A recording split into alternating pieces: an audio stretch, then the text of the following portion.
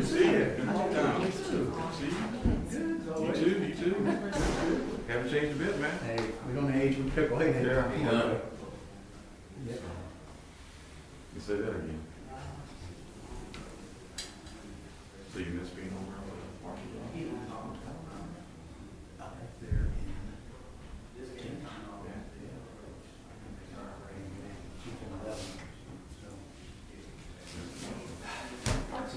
Yeah.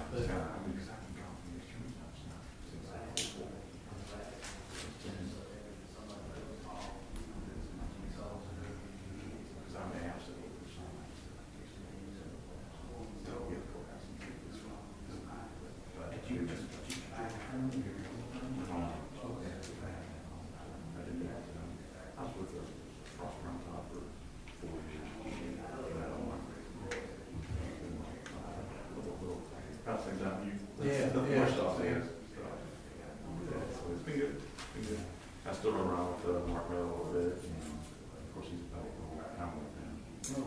First assistant. So when I first went out, he was in drug practice too, so we know what he was. I'm sure you know some of those folks. I mean, the folks that I'm with now, you know how things go on. Yeah. Yeah. A lot of former assistants. Well, you know. He doesn't do a whole lot now. Yeah, he doesn't do much now, man. He's pretty boring these days, which is fine. Yeah, and these parts of it, it's nice to go through this more. There's just so much more to do here. Coming from this after 15 years going federal, it's just like you get hand tied there. So much. What you do, she's done 6 levels. Well, every time I'm talking to him on occasion, like, I got to submit this for approval, and I got, it's got to be reviewed, and I'm like, Yes, I mean, we were obviously the marshals, we had all of them, yeah. but still just working with everybody. I couldn't make a career with it.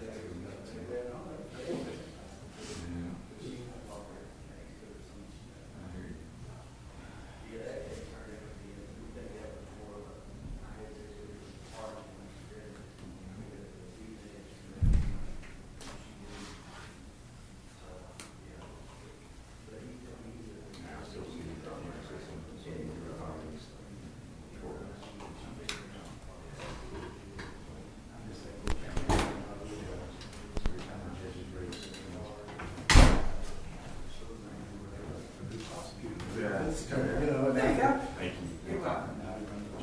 Yeah, no, it's been a lot, sure. All right. Oh, yeah.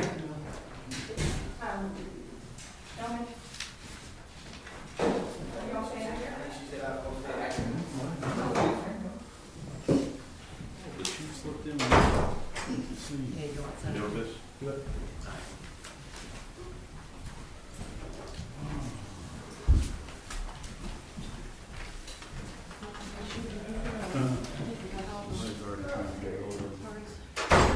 If you need anything else, just let me know. We'll do it.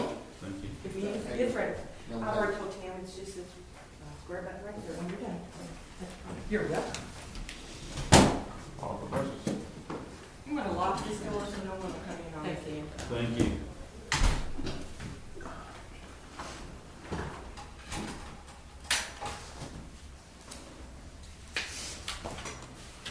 If everybody's ready, we'll go ahead and get started. Everybody ready to go? All right. My name's Tim Butler.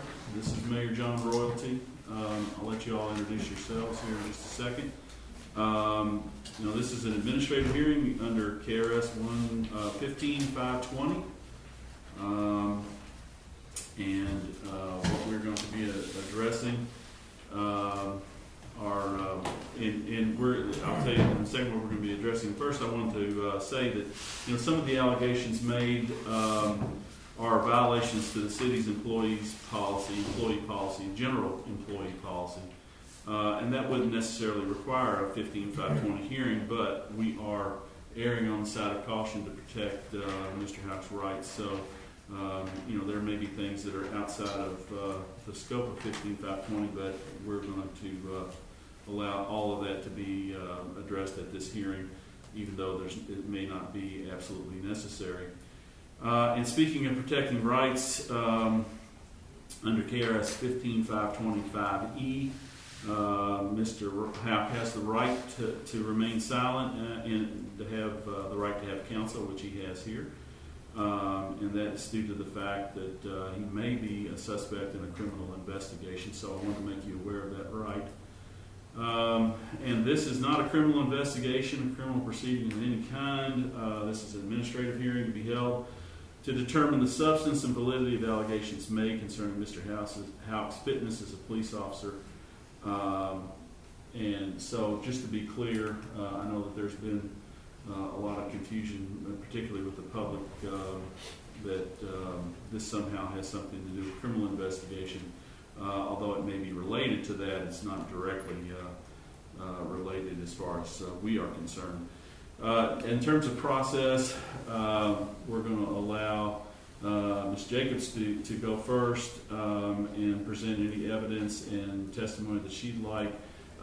We've not really, I don't think that it's really a necessity to have opening statements, although there will be closing statements. It will allow you all to summarize your positions at the end. So we'll let Ms. Jacobs go first. Mr. Roberts will go second. Obviously, we're going to swear anybody who's going to give testimony. You're allowed to ask questions and cross-examine those witnesses. We reserve the right, as hearing officer, I reserve the right, and the mayor, as the appointing authority, we reserve the right to ask questions. So, to make sure that we clarify and get the information that we think we need. It is our intention right now that at the end of this process, we'll close the hearing, and we think that what we're going to do is we're going to deliberate for a while. What we would like to do is we would like to have a decision made by tomorrow, and hopefully have whatever findings that we have done by tomorrow also. And so before you leave today, if you all can, let me know how you want to be notified, whether it be email or fax or phone call or however you want to be notified. We'll try to get those to you as quickly as we possibly can when they are ready to be dispersed. They will be dispersed to you all first prior to any general dispersal. Anybody have any questions about how things are going to proceed or suggestions? By the way, we're open here to suggestions or anything. No, sir. No, just while I'm thinking about an email from you tomorrow. Yeah, email's fine. Okay, great. We can do that. I have your all's email addresses, so with the ones that I have that I've been corresponding back and forth is good. Okay. Yes, sir. Good. All right, with that, Ms. Jacobs, if you would introduce yourself and you can start. I'm Patsy Jacobs. I've been retained by the city through the Kentucky League of Cities to present the case on behalf of the city. And I just want to reiterate that it's not our intention to try in any manner, way, shape, or form any of the criminal matters. So although there are some extensive videotapes, I will be skipping around in some portions of that just to expedite it and to not get into other matters as best as possible. Okay? And I'm going to call Detective John Snow first. Okay. I can go. And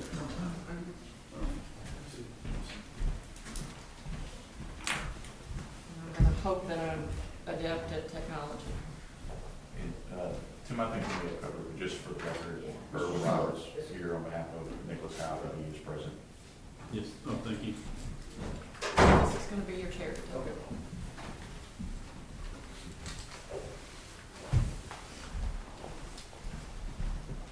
Mr. Snow, please raise your right hand, sir. Do you swear or affirm to tell the truth, the whole truth, and nothing but the truth today, sir? Yes, I do. Okay. Could you state your name and your position, please? Jonathan Snow. I'm a detective with the Nelson County Sheriff's Department. And how long have you been with the Sheriff's Department? I came back from the city of Louisville in 2008. I started with them in 2000, left for a couple of years and came back. Okay. And as a detective, is that a different rank than, I mean, obviously a different rank, but are there different job duties as opposed to a? Yes, I started in the investigation section in 2009, where we don't do standard patrol activities. We're tasked with investigating criminal activity. And just to set the stage, give us a very brief background of the investigation that brought you into contact with Nick Houck. Yes, in early July, Brooks Houck's girlfriend, mother of his child, went missing, and we began to investigate that case, which led into a fairly lengthy case that's still going on today. Okay. And I'm going to show a couple of videos and play a CD here. Did you, in the course of one of your discussions with Brooks Houck, did Mr. Houck receive a phone call from his brother Nick? He did. Okay. And we're going to play that right now, and we're going to go back and talk about that for a minute, okay? If I can. Sure. Oh, if you can. If I can, meaning if I can, yeah.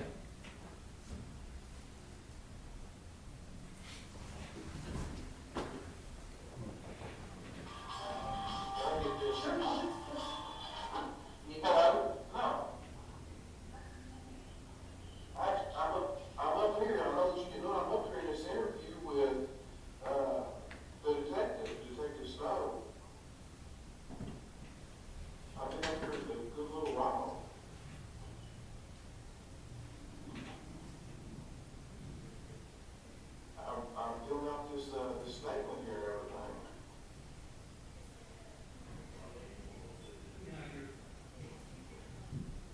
Is it, are you telling me that's, are you telling me that's what I need to do?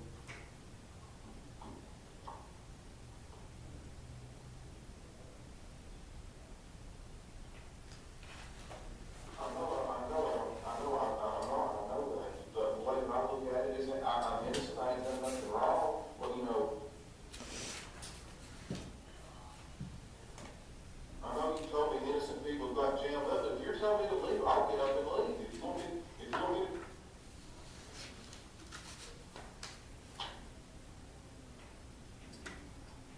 I know I'm going through a lot, but I'm trying to get this guy healthy.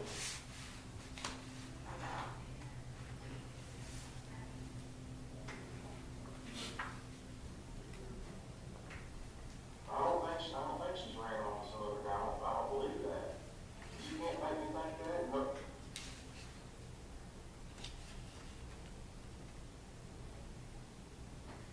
yeah, so do I.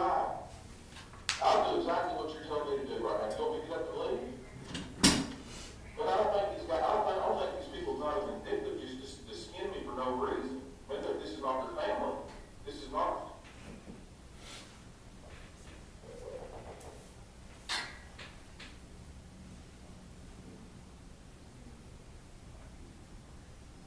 All right, thank you.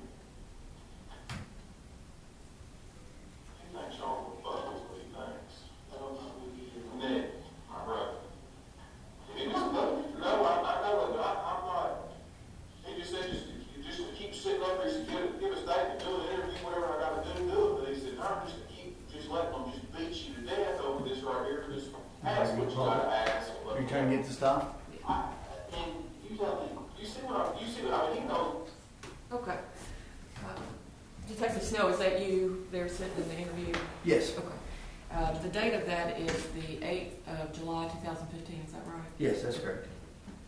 Now, did you, were you able to hear what Nick on the telephone call was saying to his brother? I couldn't hear specifics, no. I was catching a word or two here or there, but I couldn't hear everything that was being said. But I could hear the noise coming out of the other end of the phone. Okay. Was it kind of a raised voice? Yes. Okay. Have you gone back and listened to that since then? Have you been able to determine anything about what was said? No, just what you heard there. You can get again. What you hear Brooks responding to him was about the only thing that I could piece together. And what did Brooks say there at the end? After he hung up, and he said he thinks what? He said he thinks you're gonna fuck me or trying to fuck me. Okay. Did you feel like that was an interference with your investigation to have that phone call?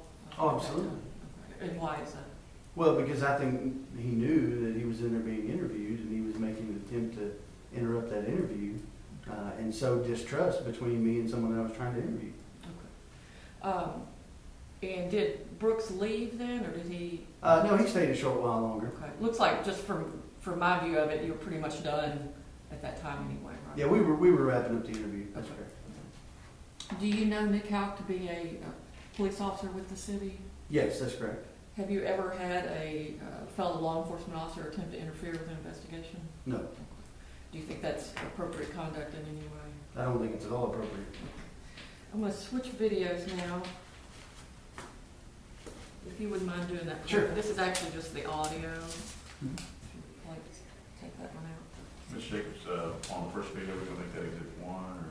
Yes. Okay. Thank you.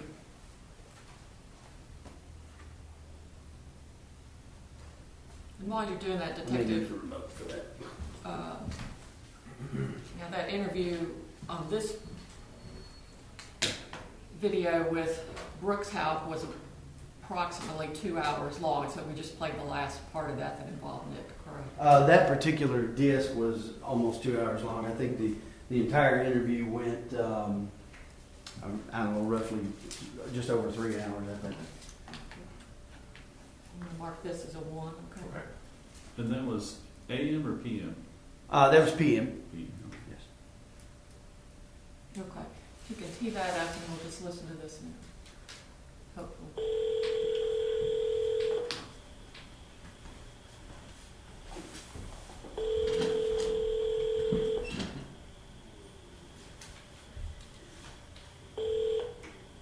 Hello? Nick, Yeah.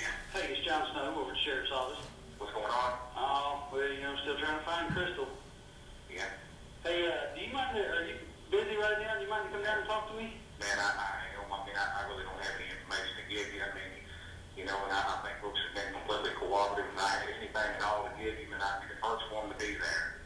Man, Well, you know how investigations go. You know, I've got to cover all the bases. Yeah, I understand. You know, the same thing I told him, if I don't ask, they're not gonna, you know, then it doesn't get answered. You know what I'm saying? Sure. Oh, yeah. So I'm gonna need to talk to you if you're willing to talk to me. If you're not, that's okay, but you need to let me know that. Okay, well, yeah, I mean, I'm probably not going to answer any questions. I mean, I didn't send it for 3 or 4 times, and if I had anything to give you, I would, John. So you're not gonna come down here and talk to me? That's correct. Okay, then. All right, man, thank you. Okay, it's at the end of that telephone call. Yes. My notes say that was the 9th of July, 2015. Is that right? That's correct. Okay. So the day after you had interviewed Brooks, you were attempting to have Nick come in to talk to you? Yes, And he refused to do that, right? that's correct. Did you take any action based on that phone call? I just advised the sheriff, you know, where we were at with it, Okay. as far as his refusal to be interviewed. Okay. Have you ever interviewed Nick? Has he ever come in to talk to you as part of the investigation? With regard to this investigation, no. Have you reviewed the video of Nick's interview with the KSP folks? Yes, And is that just during the course of your investigation and gathering information? correct. I've watched all of them so far. And it's part of your training as an investigator, are you trained in interrogation techniques and that type of thing? Yes, Are you trained in assessing whether someone's being truthful or untruthful? yes. And based on, and we're going to play part of that video later, I'm not going to have you sit through that because you weren't actually part of it, but as part of reviewing that, did the statements that Nick made appear to be truthful and forthcoming to you? I'm gonna object to that question. We'll assess the probative value of this at the appropriate time, but you can answer. The impression I got of the overall interview was that he was not being candid about what he remembered about that weekend and about the events surrounding the investigation. And what did he remember? Well, almost nothing. As a police officer, as Nick is, do you find that to be credible that he would not remember events over the last week or 2 weeks? Not at all. Same rejection as before, just for the record. Yes, sir. And you've also heard him state during the course of grand jury testimony and then also on the video that he's made some statements about you. Is that correct? Yes.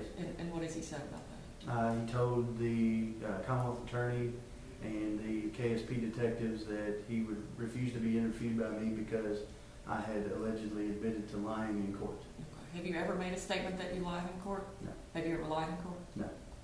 Would you have made such a statement in front of a group of police officers in a squad room or someplace else? I would not have made that statement at all.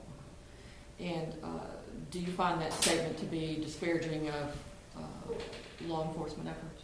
Absolutely.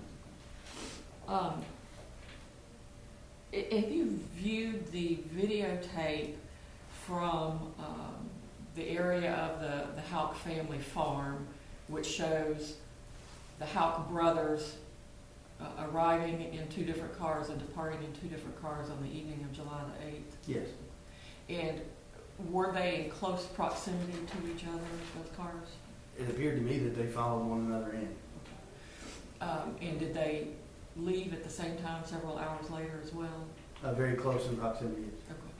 Is there any doubt in your mind that Just they for the were... record, I'm sorry to interrupt. I'm going to react to this whole line of questioning as not relevant to the purpose for why we're here and for the allegations that we've been put on notice for. Okay. It's going to Mr. Houck's truthfulness in his interviews. Okay. And based on your review of that video of the cars arriving and then departing together, is there any question in your mind that Nick Houck was unaware that he was arriving and departing at the same time as his brother? No, I think he was perfectly aware. And did he state that during his interview with the KSP? Did he state what? I'm sorry. That he had arrived and departed at the same time as his brother? I believe his statement was that he could have, but if he did, it was unintentional. I don't have anything further for Detective Snow. Good morning, Detective Snow. How are you doing? Good morning. Just want to go over some of your testimony here. Can you tell Mayor what the purpose of your contacting Officer Houck was? For the phone call? Mm-hmm. Yes, to be interviewed regarding the Crystal Rogers case. Okay. So you were calling him in relation to a criminal investigation? That's correct. It wasn't any kind of administrative investigation, you weren't doing any kind of internal affairs? No, that wouldn't fall to my department. Okay. Okay. It wasn't related to his official duties? No. Backing up just a little bit to the video about the interview with Brooks Houck. You already testified you could not hear what was on the other side of the conversation. That's correct. I couldn't clearly hear the other side of the conversation. And so you don't have any information about whether he told him to leave or not to talk to investigators? Just what I inferred from what Brooks said from the other side of it. I understand He that. certainly makes reference to the fact that if you want me to leave, I will. I understand Or that. if you're telling me to leave, I will. That was the inference that I took from his But side of the you conversation. have no idea what was said? Not from the other end of the phone, no. You didn't hear anything like that? At the end of that video, he also says, keep sitting here and do the interview. That's what I'm sorry? Brooks House says. He said, keep sitting here and do the interview. At the end of the video there, it was played. That's what Brooks said, his brother said. Did you hear that? I heard him say, I'll do exactly what you tell me to do, and he stayed. So I don't know that that means that he... Play the video. Sorry, Mr. Houck, what did you say? He didn't say that. I just have to cue it up. Sure. Here's the...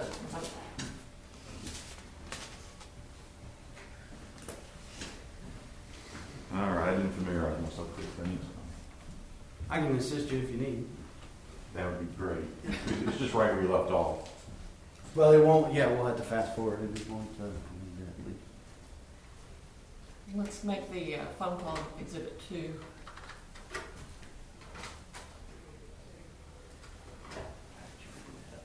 With the button. I don't know where the button is on that one. These here, we'll fast forward them times 3. You'll want to do that till you get, this one will skip you to chapter, so it'll get you close. Okay. It's very close to the end.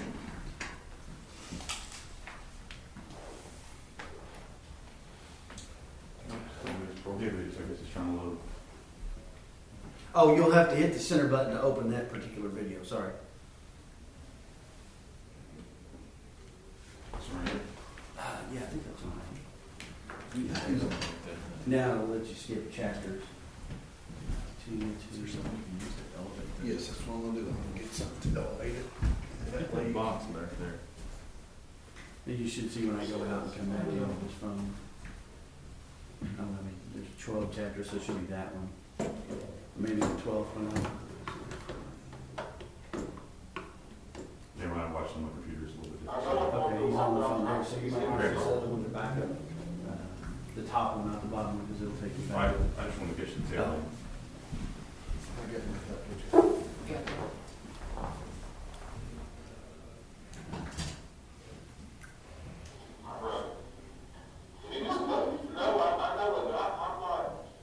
He just said, just to keep sitting up there, he said, give us that to do an interview, whatever I gotta do it. That is what he says, yes. I thought you were talking about the end of the phone call itself, sorry. No. And that's what he said. Keep sitting up here doing the interview, do whatever you want to do. So he told him to keep interviewing. That is what Nick Brooks says, yes. So let them just beat you to death over this right here, just ask what you gotta ask, and let, you know. And you tell me, you see what I mean, he knows more about this than I do, you see it? Okay, so, I mean, at least from that video, it appears that Brooks said, keep doing it. That is what Brooks says, yes. And that's what Mr. Houck did. That is, yeah, he did say yes. He stayed, completed the interview, Yes. answered more questions. Probably yes. But you were almost done, like you Right. said. And so, if you were pretty much done and you stayed and completed the interview, how did that interfere with what you were doing? Well, if you've ever interviewed somebody and you've been interrupted, which obviously you have, and you do court, and you've been interrupted by objections, interrupting the flow of an interview breaks the concentration of the person that's doing the interview. So it broke the concentration. It interrupted the flow of the interview that I was conducting, yes. Okay. But I don't want to put words in your mouth, but whose concentration are we talking about as far as breaking? We're talking about the person that's doing the interview, not the person that's being interviewed. Okay, all right.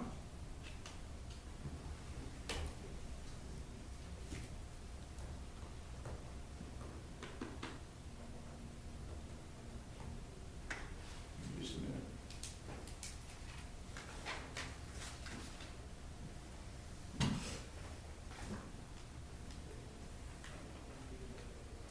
And like I said, the interview was completed, and you know that was. I mean, it didn't interfere with the interview itself. The interview was completed, yes. You got whatever information you wanted to get from Brooks' house on that day. Well, I don't know, 'cause I don't know what information he had to offer, but we completed the interview, yes. Well, but I'm saying, as far as from your perspective, you were done, and there was nothing else you wanted to ask. You remained until you were done. Yes. And you mentioned the interference with the interview. I mean, you actually went and got the phone and allowed the interruption to happen, right? I did bring the phone back to him, yes, after we were done downloading its contents, yes. No. I'm talking about here when you were doing the interview. You left the room and got the cell phone, and then you Right, called. that's what I said, I did bring the phone back in, Yes. yes. So you caused the interference, interruption by allowing that to happen, right? No. Allowing someone to take a phone call during an interview is not unheard of. Typically, they would take the phone call and say, I'm busy in an interview, and hang up the phone. I had no knowledge of what he was going to say to him on the other end of the phone, or the extent to which the phone conversation was going to take place.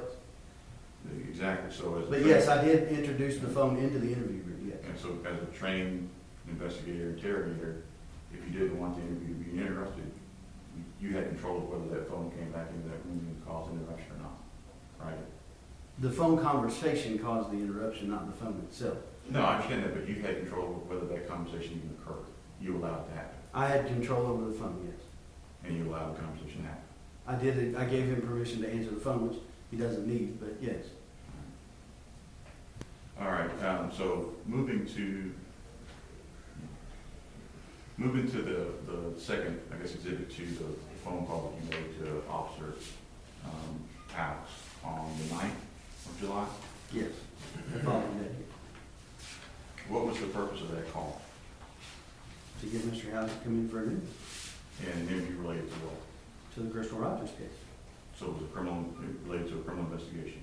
That's correct. What was Mr. Houck, or Officer Houck's status at that time? Was he a witness? Was he a subject? Was he a suspect?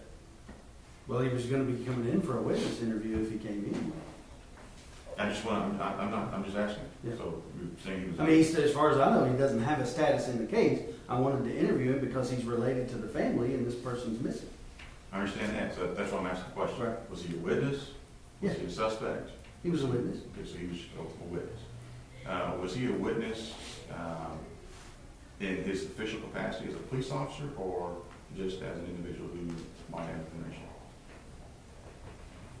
Well, as far as I know, he wasn't involved in the case officially, though several of his city police officers, several of his other officers were involved in the case.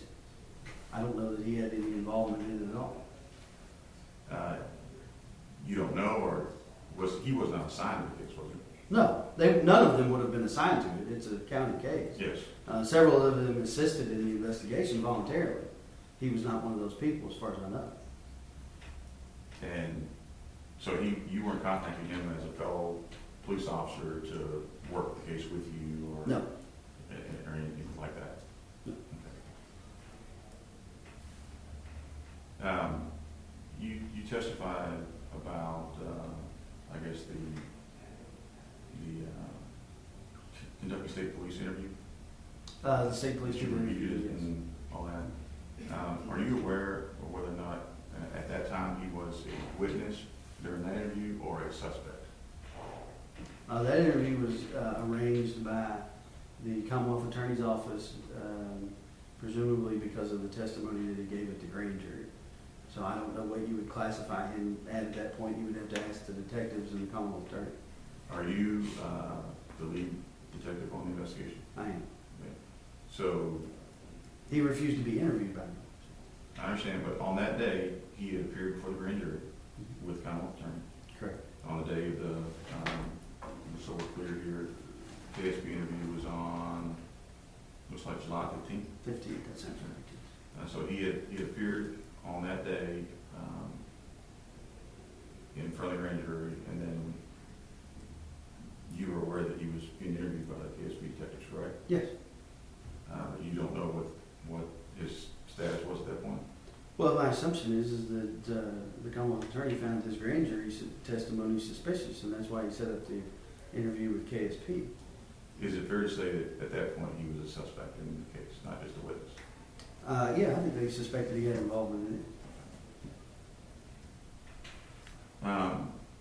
So he'd gone from witness to suspect. Do you know if he had been given any rights at all prior to the interview? Advised of his constitutional rights, advised of any rights at all? I don't know. You'd have to ask the interviewers. I honestly don't remember whether they read his Miranda rights on the video or not.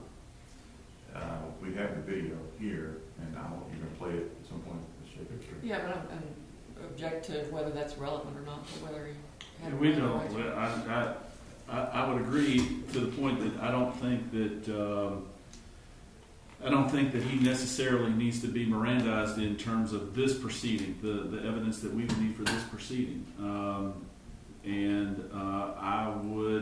We are taking great pains to not try to interfere with any criminal investigation that's going on here. And by that I mean, we are trying very carefully, or we're trying to proceed very carefully where we do not elicit, gather information relating to a criminal investigation, or neither to hinder nor to help that criminal investigation. We think that's a separate matter. And so we would be very careful about any kind of, assertion that there were Miranda rights given or not given that might affect admissibility of evidence later in a criminal investigation. If there's something that and you can clarify that if you'd like, about the Mirandizing and his role as police officer with the city of Bardstown, I'd be glad to hear it. I'm sure the mayor would too. No, Mr. Butler, what I'm trying to do here is ascertain what Officer Houck's status was with respect to various points in time. And it's not necessarily Miranda rights as much as it is his constitutional rights. Mm-hmm. His Fifth Amendment and Fourth Amendment and Section 11 of the Kentucky Constitution. So that's all. I'm not trying to get into the investigation. I'm just trying to. And his rights, those rights as relates to his status as police officer with Bardstown? Yes. Yes. And it'll become clear later. Okay, yeah. I mean, it's at least to us, it's pretty important. Okay, sure. Go ahead. So I'm not trying to get into the investigation. I don't want to get into that anymore than anybody. I'm just trying to figure out what his status was as far as whether, I mean, you watched the video. If the video doesn't show him being advised of any constitutional rights, would you disagree with that?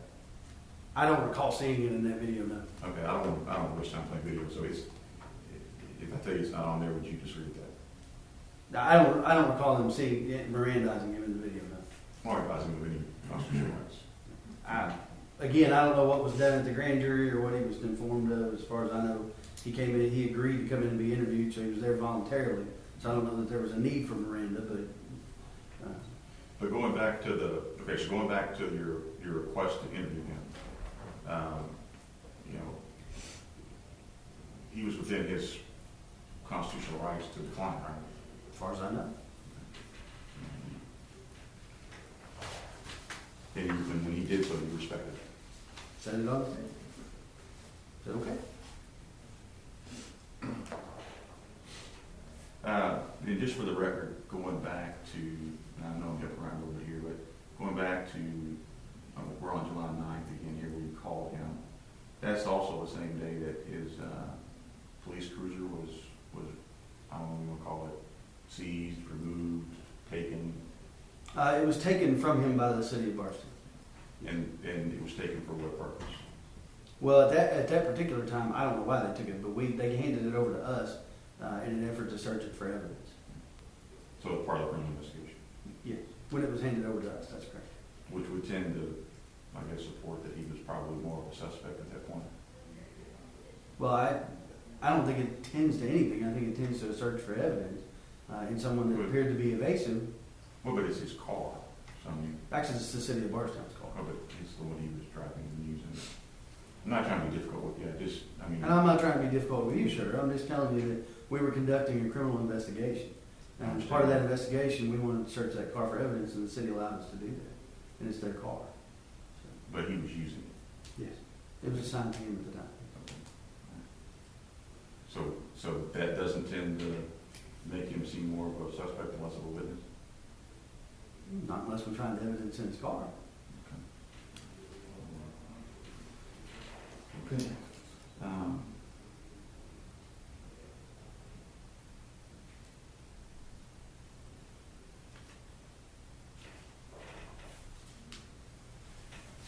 Just making sure I cover everything as far as his testimony.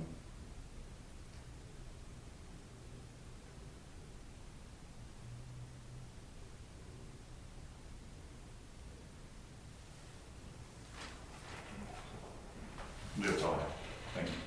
Detective Snow, when you were interviewing Brooks and the phone call came in, did it appear to you that Brooks was repeating back what his brother was saying to him?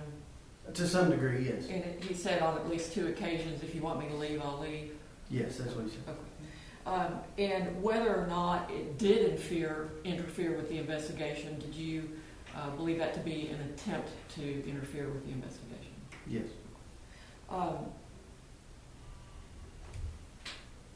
That's all I have. We do need to introduce number 2 for the.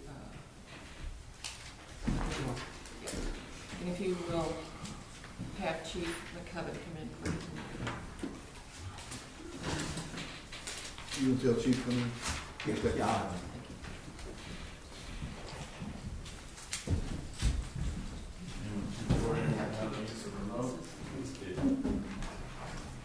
Is there something left in That here? was 2. Yeah. Yeah, there's one video left over there.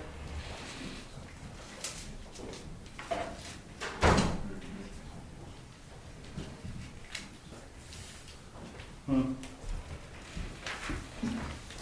There's an eject button on there. On business? No, Oh, yes. I get one here. Yeah, no eject button on there. Yeah, open, close, all right, there we go.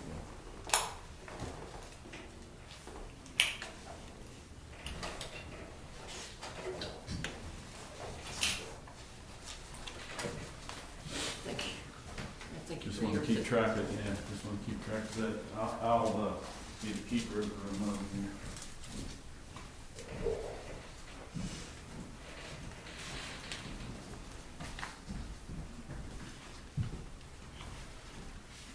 You may proceed.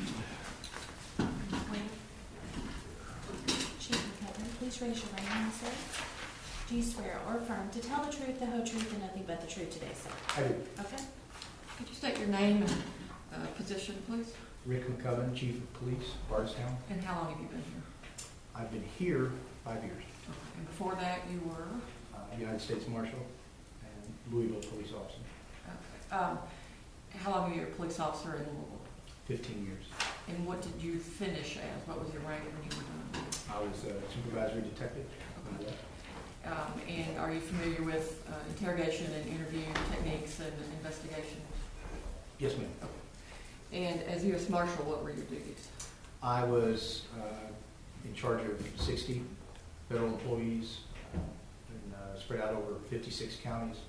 And we did asset forfeiture, we did prisoner transport, we produced the federal prisoners to the courts, but federal fugitive apprehension was our number one. And when you came here to Bardstown, did you come as chief of police? I came in as, no, I was hired in, first rank was assistant chief. Okay. And then ultimately in 2011 was appointed chief upon retirement. And has Nick Houck been a police officer with the department here as long as you've been chief? Yes, ma'am. And what's his position? Patrol officer. And you know the background of the investigation that's brought us here today, right? Yes, ma'am. Okay, so not to belabor that.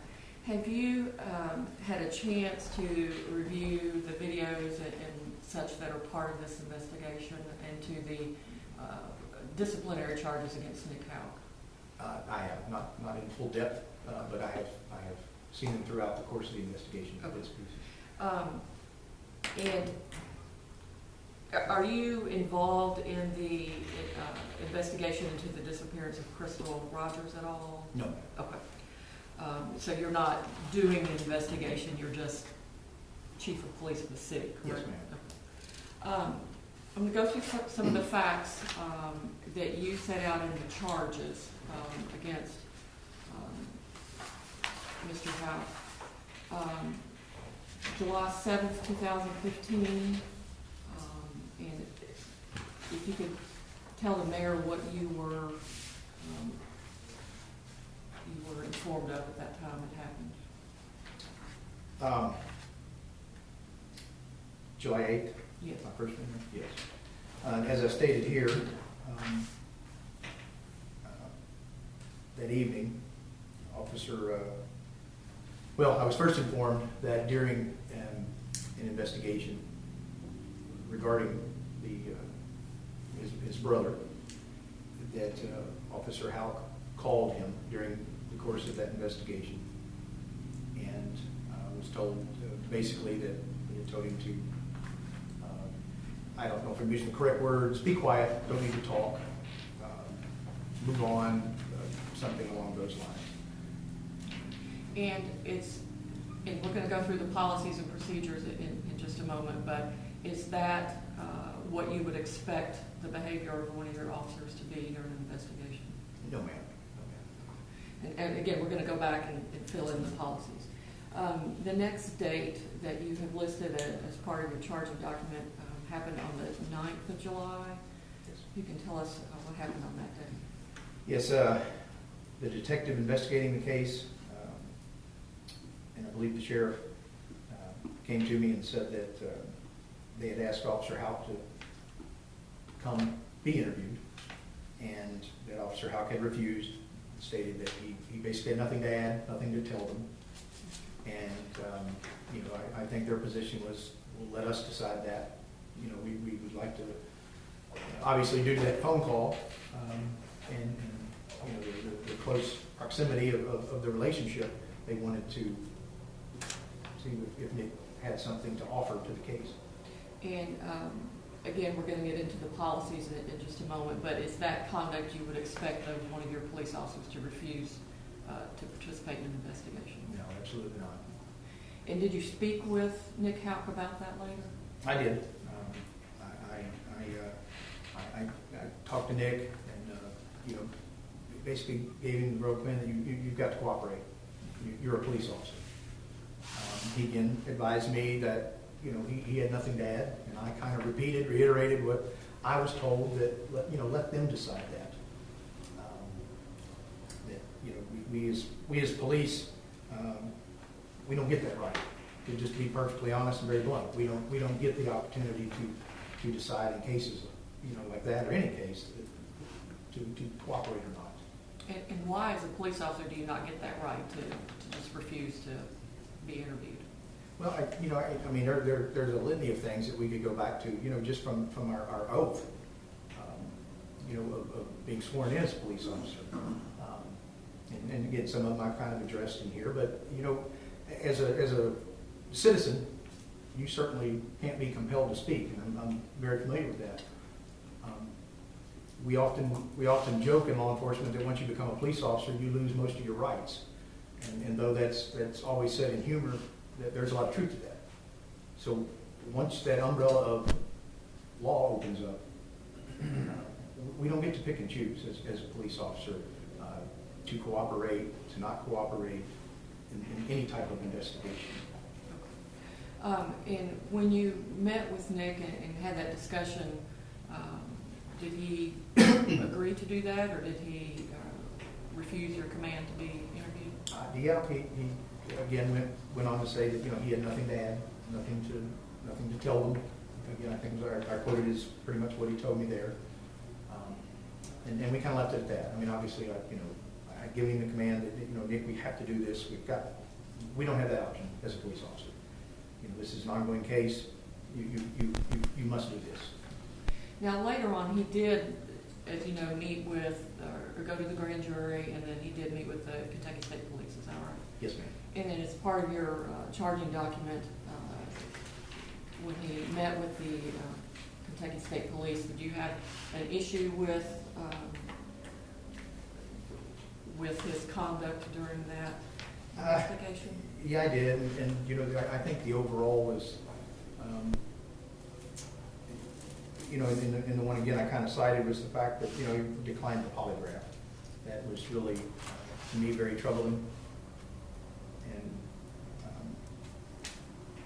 I think well, I'll just leave it at that. Okay. Now, what I'm going to do now is go through, and I'm going to try as best I can to skip through so that we're not here for an hour, 45 minutes of the KSP interview, and have you review certain portions of that, and then we'll talk about it. Okay.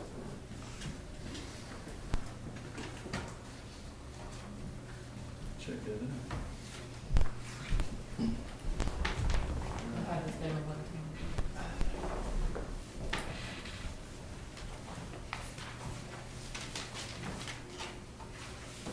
I think it works better sitting up. I'm going to need the remote so I can Yes, ma'am. see it.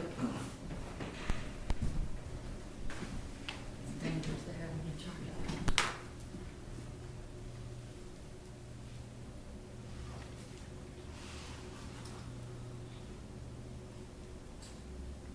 What did he say to skip? I think there's a 2 times button or something. There's an advance button at the bottom. Oh, right here, the next. Yeah. Should go by chapter. Is this with KSB? Yes. Of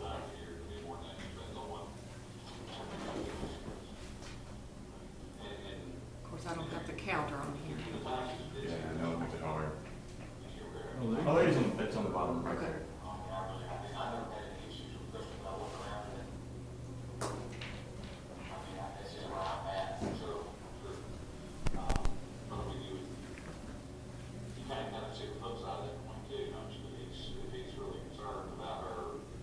Coming home, you might be talking, Like for a few minutes here.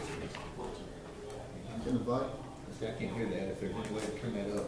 It's on the remote, in the middle of the bottom.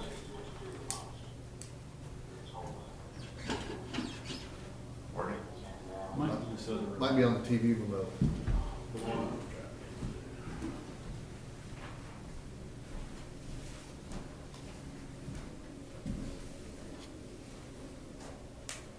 Oh, she goes, and I'm kind of working third party here, so you may have a better idea on the Much better, timeline. thank you. Friday night the 3rd, I think, was the last time that anybody said they saw It's her. about right? 5 minutes. And then we'll Where was that at, you know? I think someone said it was Walmart. Okay. So, obviously she gets reported missing on the 5th, is that right? Yes, it's Saturday. Yeah. She goes missing on Friday. Saturday's the 4th. Sunday's the 5th. Yeah. So that's when she gets reported missing. And he never called you for any advice on what to do? Okay. I mean, would that be unusual? I don't think so. When did, so did he ever call you after he reported her missing? I'm sure at some point he's called. I mean, I don't really remember what he asked about, but. Like, was that before, do you remember when he was interviewed? Oh, yeah. When was that? A few days after the fact. I mean, like a few days after what? A few days after everything came out, the SO started interviewing. Did you make a phone call to him when the SO was interviewing him? Yes, I did. Matter of fact, I think it was a couple phone calls, wasn't it? And, you know, kind of got a little spat on the phone, or it seemed like that to some people.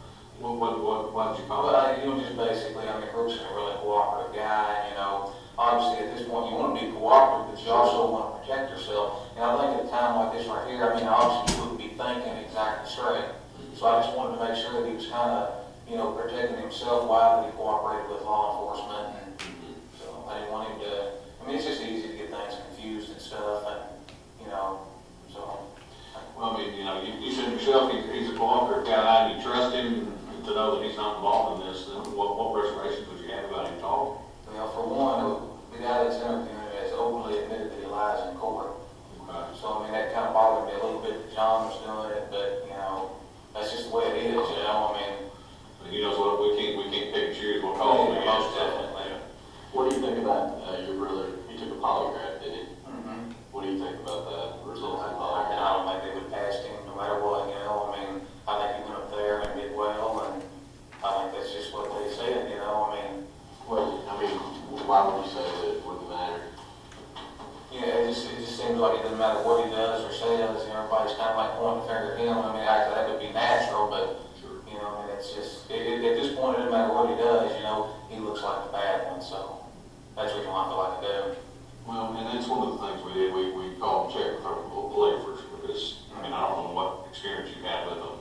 Or none, I mean, we use them all the time, and I'd put them up against any other in the country. I mean, they're that good. And they work for the state police, they don't work for me, they don't work for you guys here, they don't work for the sheriff's department. They don't have any interest in this case except to run the polygraph. That's all that their interest is. But, you know, just some feedback from them, you know, and, you know, it is what it is, it was inconclusive, so. I don't know, I've never even heard of one being inconclusive like that. Until it passes.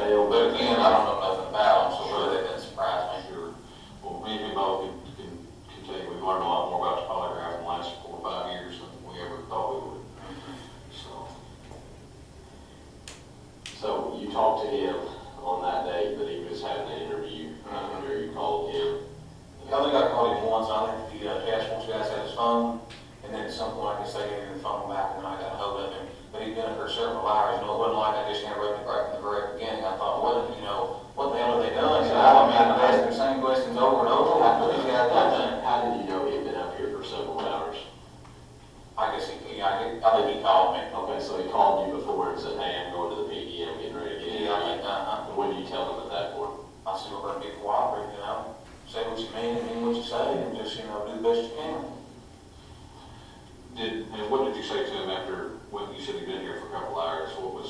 I just asked him, I said, what, you know, what the hell going on there? They asked me the same questions over and over, trying to trip you up. What's the deal? And he said he was giving a detailed statement or whatever. I said, well, that's fine, you know, just, you know, at a time like this, you know, things are spinning, you know, just, you got to protect yourself while you cooperate. Just kind of. Did you ever tell him to leave? No, I didn't tell him to leave the interview. Did you ever tell him to seek legal counsel before talking to the police again? No. So you didn't tell him you need to get out of there, or you don't trust these folks up here? No, I said go ahead and finish your narrative, whatever it is, your rich thing that you're giving them, but just, you know, just watch what you're doing, you know, be sure you're thinking clearly and cooperate along with it. I mean, Okay, I'm gonna skip forward a little bit.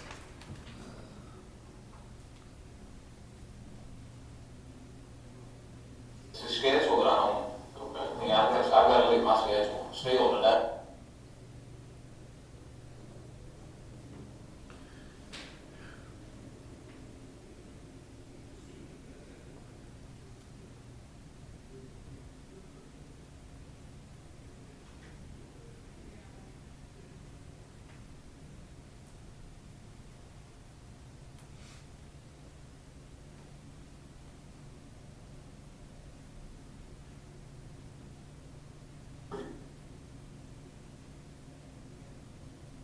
Took the blanket that was there and I just put it between furniture to keep it from marring up the furniture, you know, the finish on it. So we went down the road, and that's when Jim went around and I looked at it. In the trunk of your cruiser, you had furniture in the trunk? No, I didn't. No, what I did, I got the blanket at the farm, I used it, and then I was gonna take it back in a few days, I forgot about it. So it's sitting there in the trunk, you know, but no, I used my trailer and truck. So instead of putting it in the truck, you put it in the trunk of the cruiser now? Yeah, I was gonna return it back out there, so I just put it in the trunk, and then when I was out there, I was just gonna return it. Just not ever get around to it? I didn't. Where, you said you got it from the farm, where specifically did you get it from? The skid house. There's several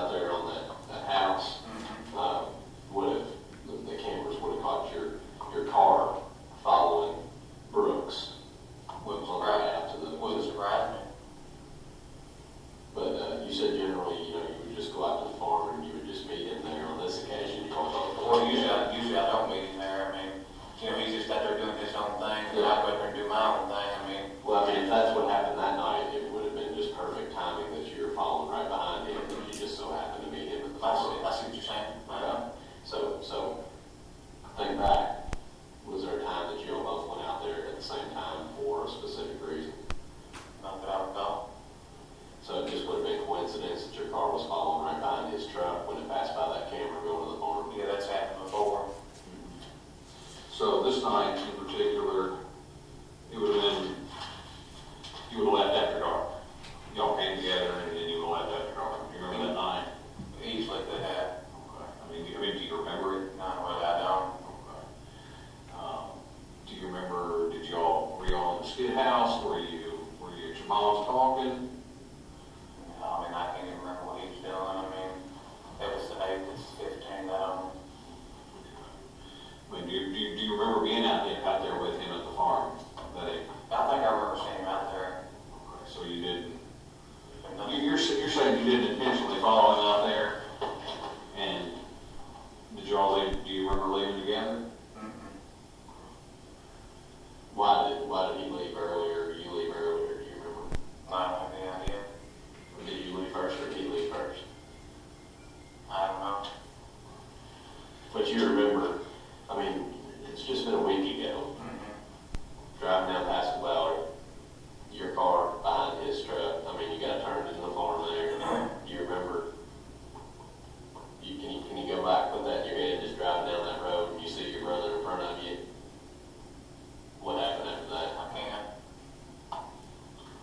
Let's go back. You remember talking to your brother on the phone when he was up here, right? Mm-hmm. What did you do after you got off the phone with him? I really don't know. You smoke? No. Go on, just play with it. Tobacco? No. Drink? No. No. Drink coffee? No. You know what they do? What's that? Not much. Working on time, like, I understand that completely. So, it would possible that y'all were out at the farm together that night, you just don't remember. You saying the 8th? Yeah. Could have been. Okay. Do you work on the 8th? Last Wednesday, you work on Wednesdays? What day did you take the car? Because I mean, I haven't been It to was one Thursday. Thursday the 9th. I don't think I could. If I was at the farm on Wednesday, I couldn't have worked. Okay. Yeah, I don't think so. So what days are you generally off? Let's see, so like 1 week I'll be off Thursday, Friday, Saturday, Sunday. Come back Monday. Work Tuesday, off Wednesday. Work Thursday, Friday. It's hard to keep up with. Sure. I mean, it's a mess. Well, how do you keep up with it? I've got a schedule that I'm on. Okay. I mean, I've got to look at my schedule still today, even 5, 6 months later. Now, what's your normal shift time end? 7 o'clock. So say if you went out to the farm 8:30. Then I could have swung that. Okay. Yeah. So it's safe to say that if you were driving your cruiser out to the farm, you weren't working, Almost, yeah. because you don't leave the city to go out to the farm while you're working, right? I wouldn't do that. Okay, so you wouldn't do that, so you would have been off. Remember back, that was the same day that he was up here being interviewed. That would have been Wednesday. If he was up here interviewed, you had phone conversations with him before he came up here. He told you he was coming up here, and then after a couple hours, you called, checked on him, told him to protect himself, whatever it was, the conversation that you had. And then after that phone call, within 2 hours, both of y'all were driving to the farm on the camera. Okay. So we know all that. There's no debate about that. We know that. What we need to know is why y'all both went down to the farm. 'Cause I know it's going to be hard for you to remember a week ago, but I can remember a week ago if I'm thinking about a conversation I had with my brother and something like this going on. This doesn't go on all the time, so I mean, we're going to call it like it is. Is it you don't want to remember, or can you remember? I can't remember. Okay. Because this is what's happened.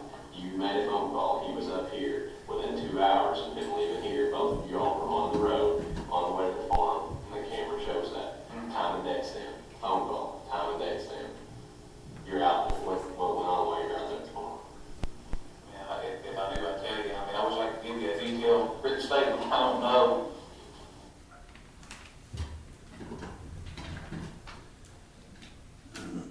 But is there a means or either? I mean, no, he hadn't asked me anything like that. Brooks hadn't changed any, you So know. he was just saying, hey, if you need to get a hold of me, I'm gonna be up here at PD doing an interview kind of More or thing. less.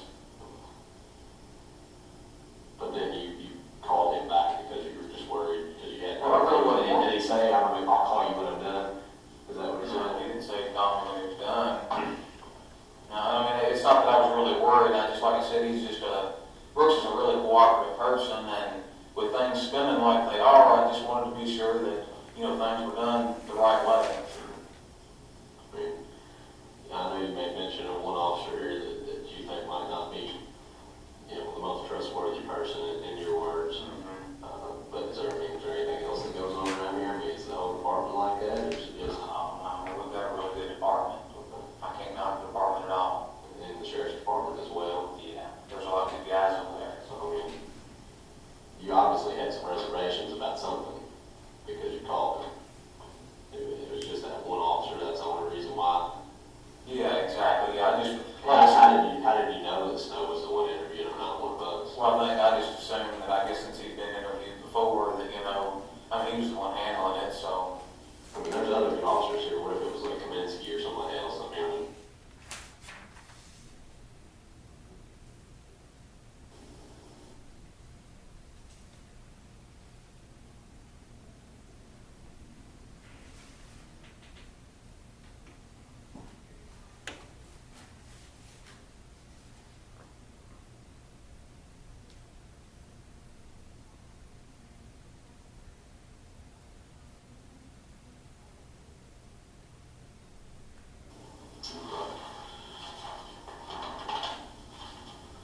kind of thought he had, I is it a 4, 5, 6, 6 plus?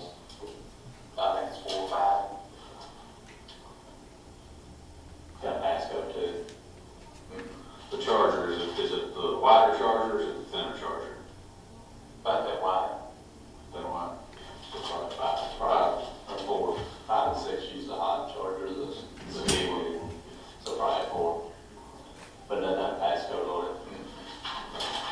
Going back to the case when you called your brother, when he was up here interviewing, what was the tone of that conversation? Was it just kind of like what we're talking here, real calm, collected? No, I mean, I probably raised my voice a little bit. I mean, I obviously wanted John to know that I called up there, you know. I mean, he's sitting right there beside. I didn't have anything to hide, you know, like I said, I wanted to be sure things were getting done right. And Sure. he'd been up there for hours and hours, and I wanted him to cooperate and everything, but I wanted him to protect himself also. I mean, if you raised your voice to the point that we could sit there and basically hear word for word on the recording, on the audio recording.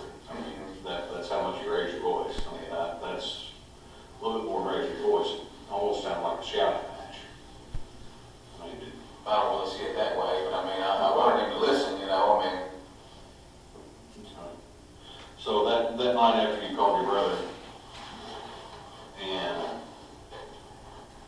told him to leave, or told him to be careful or take care of himself, et cetera, et cetera. Did you all meet up anywhere? Not that I recall, I don't think we did.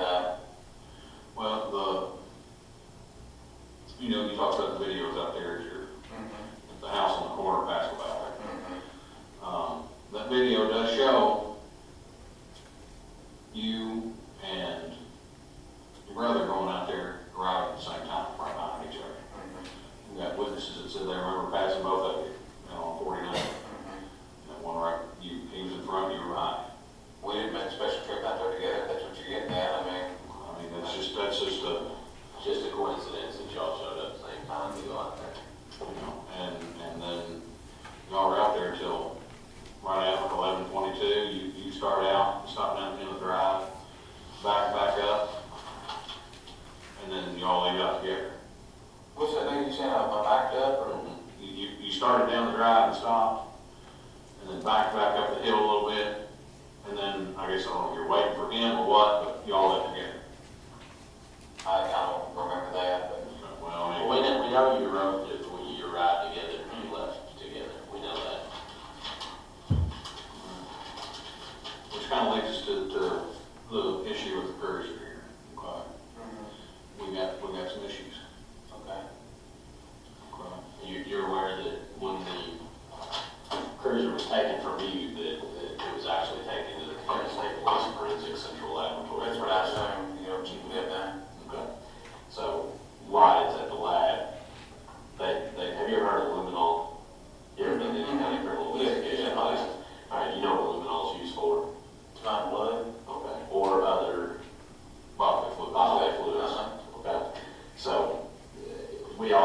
bodily fluids, sweat, vomit, anything, saliva, all that is what would fluoresce.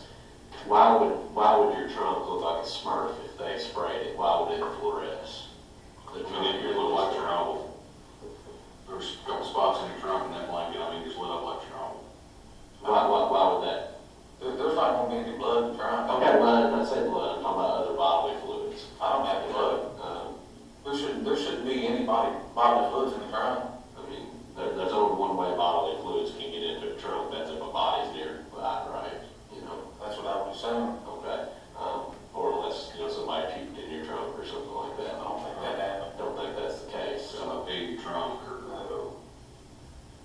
So why would that be if that blanket, when they looked at it the lab? I got no explanation for that. I don't have, none whatsoever. Nobody has access to that car, but you drive it, you put the blanket in there, you said that. If there's something on that blanket or in that car, you're the person that has something to do with it, correct? I would assume, but there shouldn't be anything in the trunk of the car. I don't know if somebody made that up or what the deal is, but We're not the business of making stuff up, we don't, that's not.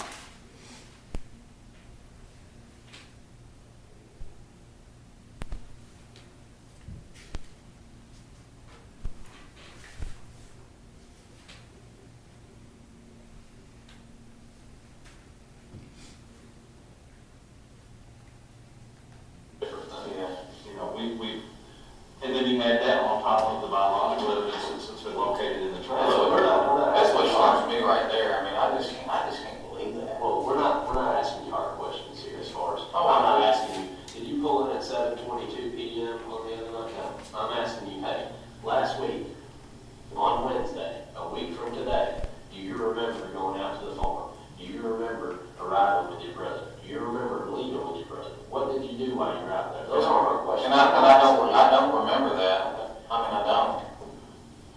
Is it just such a routine that you go out there and just arrive at the same time and? We both go out there a lot, it is a place we hang out, quite frequently. Sure, and you told us that, and we believe that. But we're asking you specific days a week ago, okay? And Have you been out to the farm since then, or is that the last time you've been out to the farm? Since the 8th? Since, yes, a week ago last Wednesday. I'm sure I've been out there since then. Okay, have you and your brother both met out there since the No. last? Okay, so we're asking you about the last time that you and your brother met at the farm. All right, we're not asking you for specifics about it. We're just asking if you remember both arriving there, what you did while you were there, and when you left, and why you left. I don't. I really don't. We're trying to make it as easy as we can for you as far as asking you questions. Because from our perspective, we're not talking about just, coincidence y'all showing up at the same time. Your brother's subject of a police investigation right now that's made national news. I'm telling you, if my brother was under the microscope right now, I would remember everything that he did, everything that we talked about, everything. Sometimes I can't remember what happened 2 days ago, I'm being 100% honest with you. And I understand that, but being a police officer, we kind of have to remember things. Now, if you didn't write it down, if you didn't, remember it, it didn't happen, right? Well, I write everything down. If you look at my notes, it's all written down. I've got it.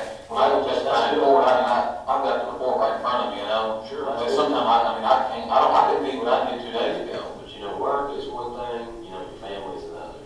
If something happened that was close to my family, if something happened where I was affected by it, because you're affected by this, whether or not you think you are, you're wrapped up in this. Even if there's no indication of anything else, your name is the same as his, right? I agree with Okay, and you do police work, right?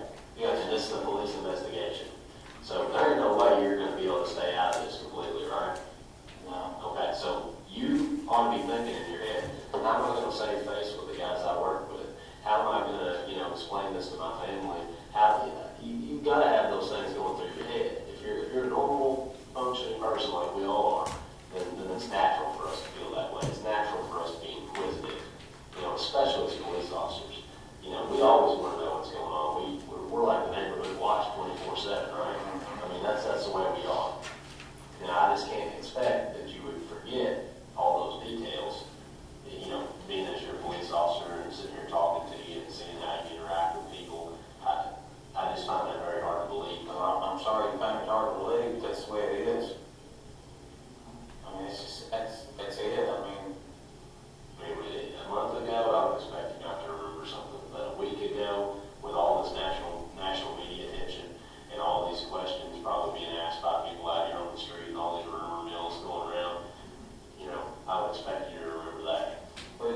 that, you know, I mean, he hadn't really came to me, you know, I mean, You talked to him that day. You know, he called I'm you. sure we talked briefly, but like I said, I mean, we haven't really discussed anything, so therefore I don't have a lot of details to give you.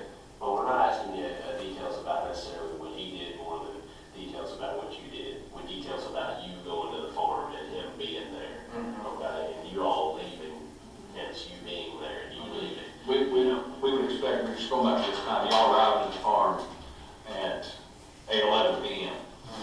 I mean, I know it's getting to be summertime, but, you know, that doesn't leave you a whole lot of daylight for fishing or tooling around, and it can start about 9 o'clock.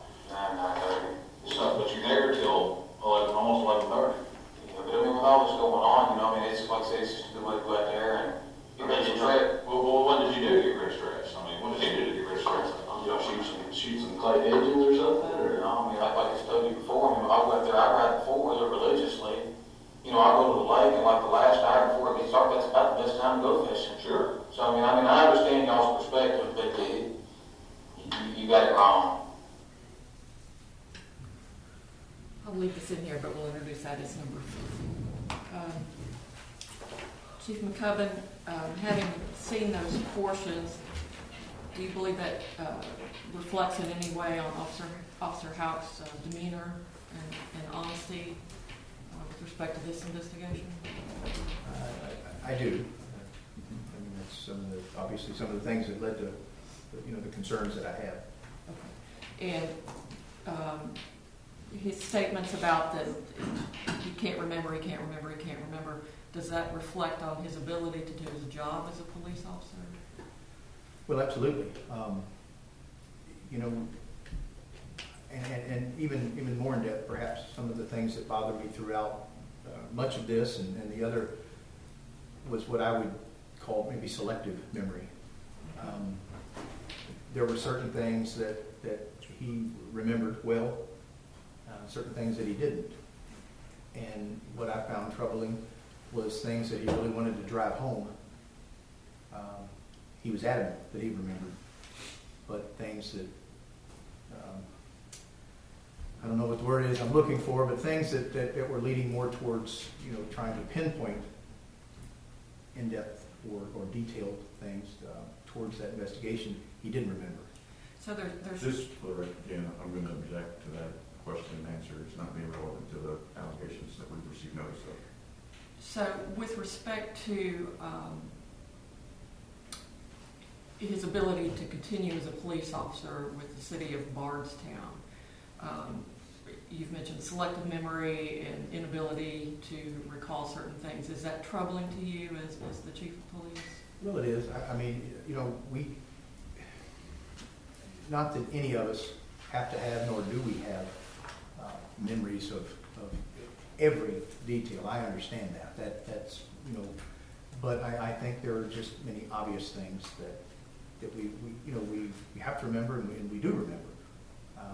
Especially, I look at it from the fact of, everything we do is before a court, and we have to remember when we're being questioned about, for example, a defendant.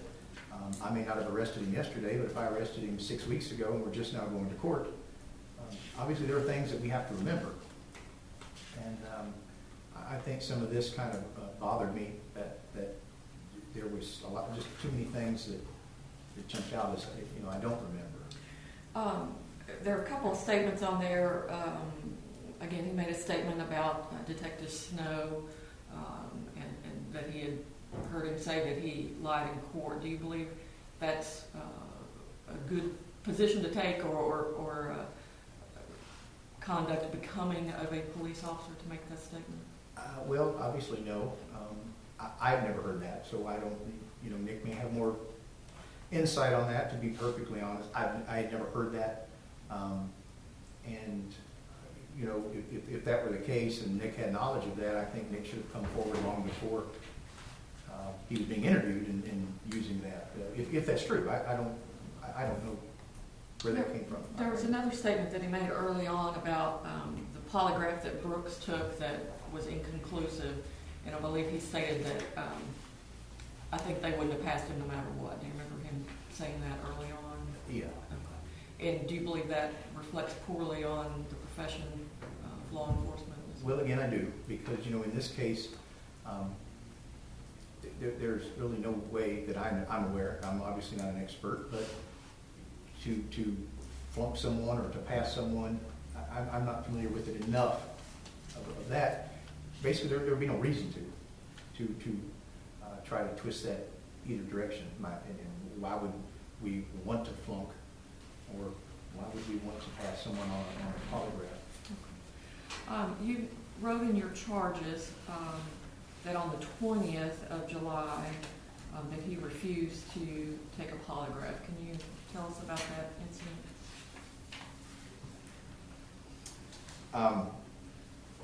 Yeah, this is the first, the FBI was there assisting in the investigation and asked Nick if you know, he would submit to one, take one, and Nick was off, I believe, on that particular day, and you know, refused to come in and take the polygraph. Now, he eventually did take the polygraph, Yes, ma'am. is that right? He did. Okay. And I'm going to play now the videotape of the post-polygraph interview with the FBI, okay? Switcheroo here. Tell you what, you give me that, you open that up. I'll take the one.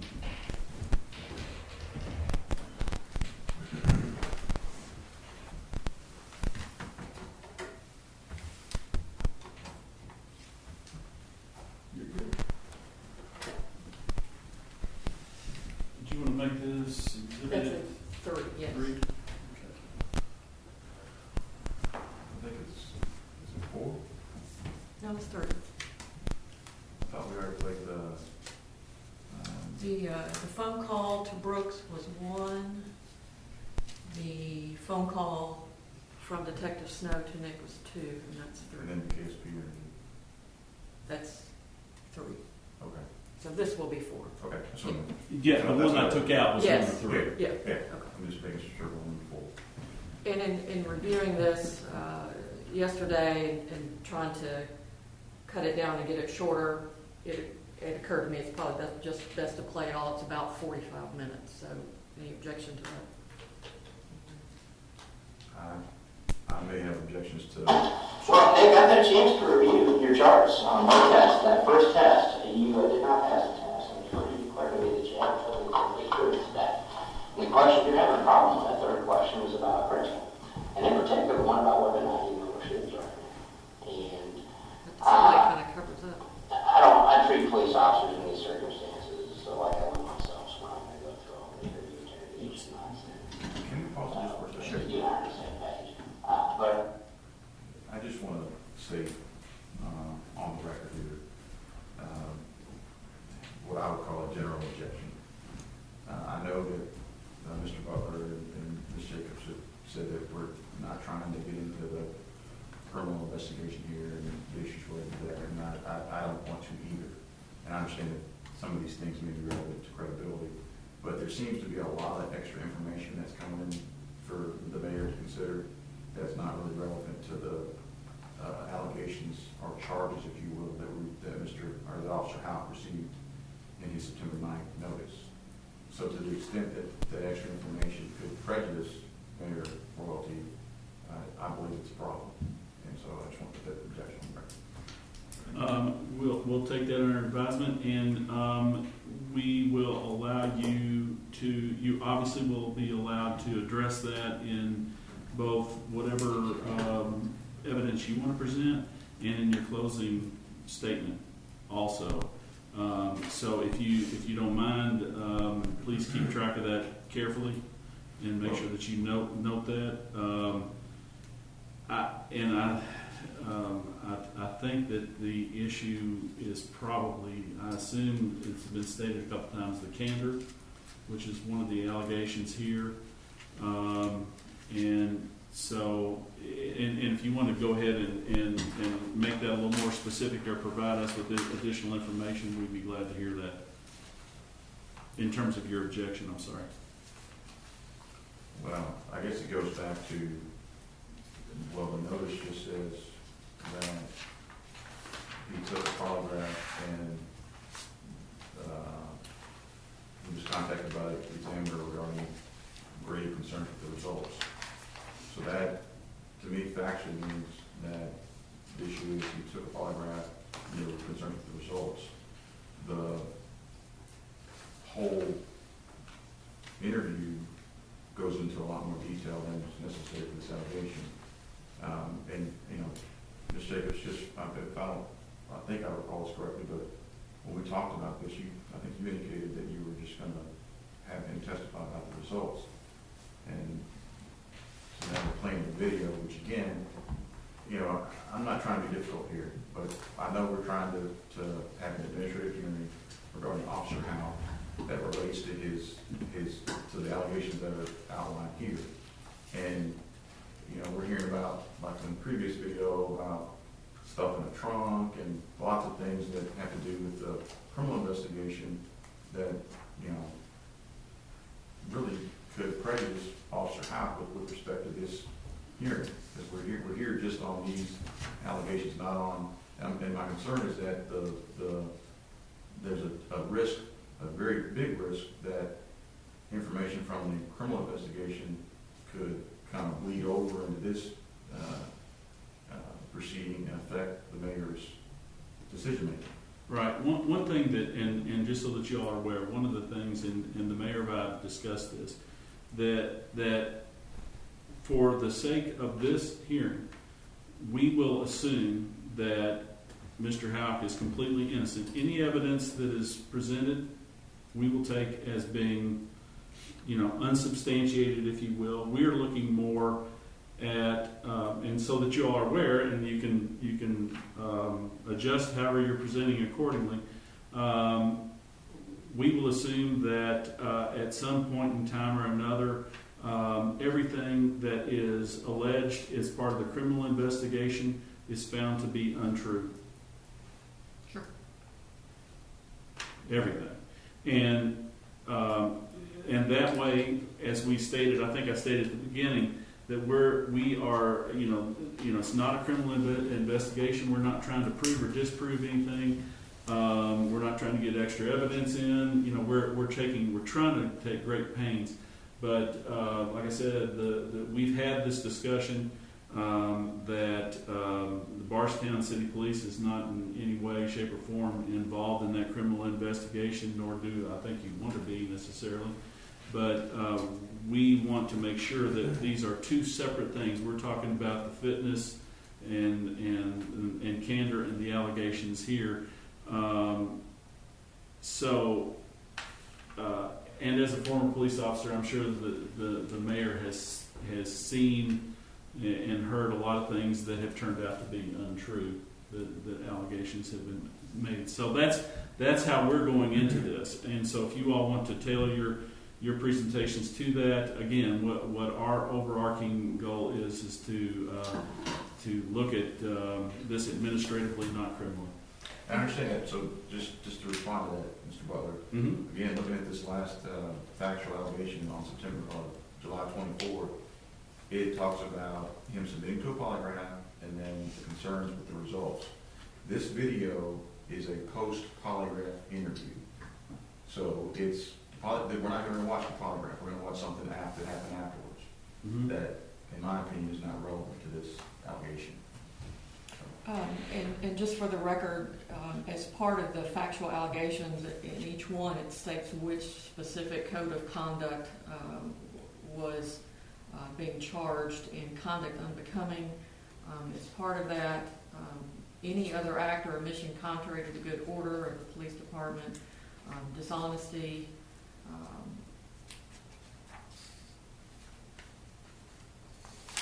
and those employment policies and procedures and violation of sworn duties are what we're going to. Mr. Houck and his attorney were given full notice of not only the charges, but given copies of all of these videos in advance. So they're a full notice of this, as well as what the policies are that are being charged. Well, I would disagree with that, then, if that's the position that we're going to take, because just citing the provisions is one thing. That puts you on notice of what provisions you're talking about. But from a factual standpoint, these are the only facts that we got. And there's a lot more that appears to be basis that they're wanting to consider today that aren't here. For example, right now, to this point, it appears that they're going to say, or that there's a basis here for his termination that he was not honest or truthful. You don't see that anywhere on here, and that's a problem.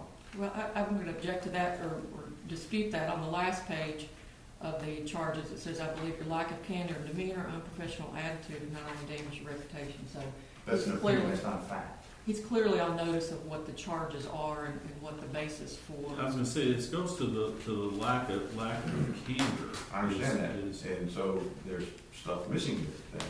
Because, I mean, if for example, the issue is that he's being terminated because he failed polygraph or lied on polygraph, or whatever the case may be, that doesn't say that. It just says he took a polygraph and was concerned with the results.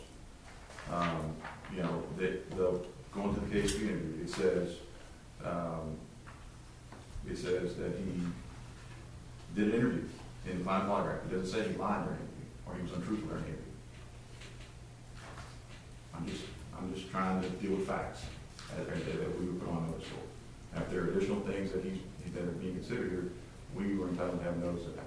Well, and again, when it talks about, I don't think it's necessarily difficult to connect up the lack of candor and the concerns about the polygraph results, and then you're given, which by the way, we purposely did not want the polygraph, but concerns about the polygraph results, lack of candor, and then you're given an post-interview about the concerns that are raised by the polygraph officer. I think absent going through and quoting the tape, I'm not sure how it could have been more clear, honestly. And I know you may disagree, but again, just to review here, you've got an allegation of lack of candor. There's a general allegation, lack of candor, concerns about the polygraph result, and then the polygraph result interview is disclosed to you. Is there something that you would consider that you being blindsided with here? No, if there is specifically, what would that be? It's not that, Mr. Butler. This is the document that Officer Houck was given, and it says at the top of the second page, the facts related to and supporting these violations are as follows. These are the facts that were provided to him as for the basis for why he's being terminated. Yes. And so, as far as notice goes of what's being considered today, I would argue that it's on this page and that's it. And if there are other things that were going to be considered during the hearing, that's fine. But these are the facts that are alleged and that he was put on notice of that are the basis for his termination. And these are the things that on this page that the mayor should consider. Yes. And so, to the extent that there are additional things being presented today that aren't factually listed on here. So you would object to the polygraph interview? No, I have a lot of objections. I mean, as far as anything outside of this, I'm objecting to it from a factual standpoint. Mr. Butler, I don't think he has the right to just limit it to this. It's the whole charging document, which gives him notice of what's going to be presented against him. And the lack of candor, demeanor, and unprofessional attitude are clearly stated on there. And it's part of the facts. And there's absolutely no way he could not be on notice of those things.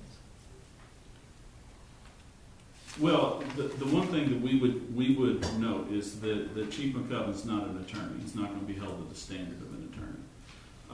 This is an administrative proceeding. And so what Chief McCubbins has done here is he has outlined his concerns, general concerns, and then I think absent citing references in videotapes and things of that nature,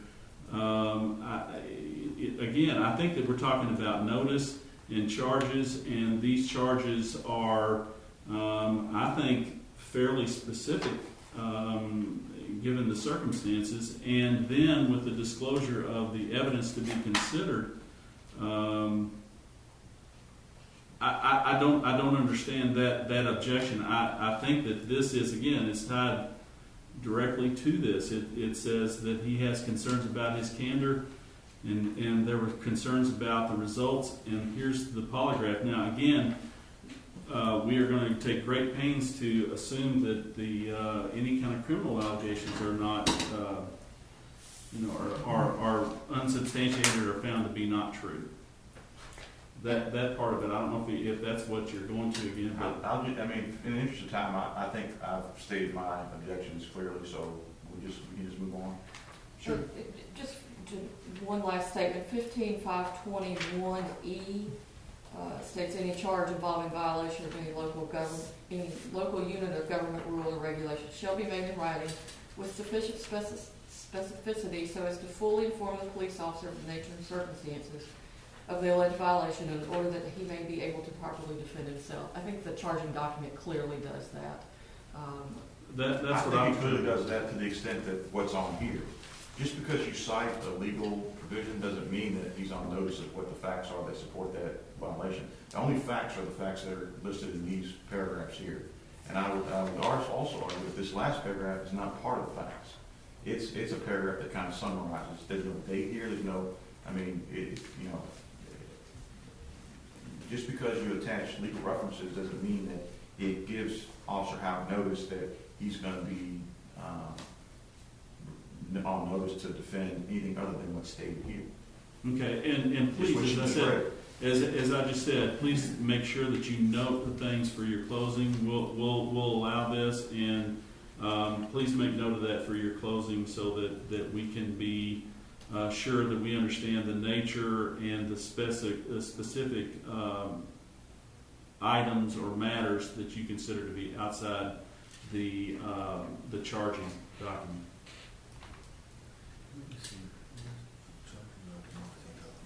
That's the one.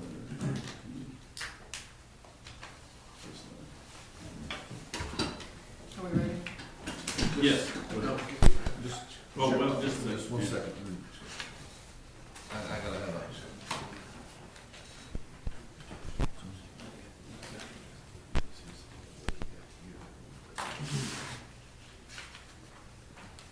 And I think that what Mr. Roberts, just to be clear here, you're talking about the difference between the charging document that was given to Mr. Houck, Officer Houck, and the document that was given to the mayor. No, I don't know what was given to the mayor. I just have this September 9th letter To Mr. Houck. from Chief McCullough to Mr. Houck. Okay.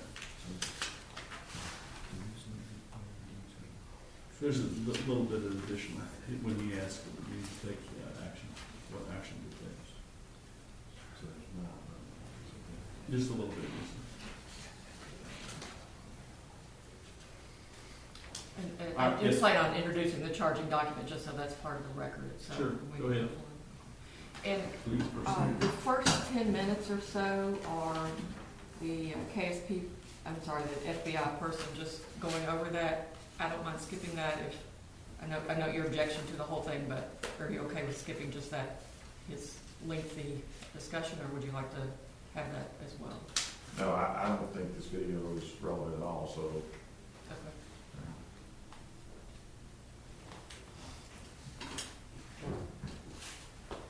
I've already shown you, so I've got to ask you if you did it. Okay. And we both know that. It's for a while, and I'm trying to be funny, but it's crystal clear, right? What happened here. Now, the details of who did what when, I can't tell you exactly, no, but I can demonstrably point out through forensic evidence already, the things that you told us about where you were at various times are demonstrably not true. We can prove in front of a jury today that you were places that you said you were. That's just one example. Again, I'm not asking for telling you the facts of what happened. You believe whatever you want about what I'm telling you. But I get paid to be true. I'm here, my whole point today. When I'm in a polygraph examination, I'm working for the person in that chair. This is about a quest for the truth. And we're much closer to the truth than we were when we first walked in.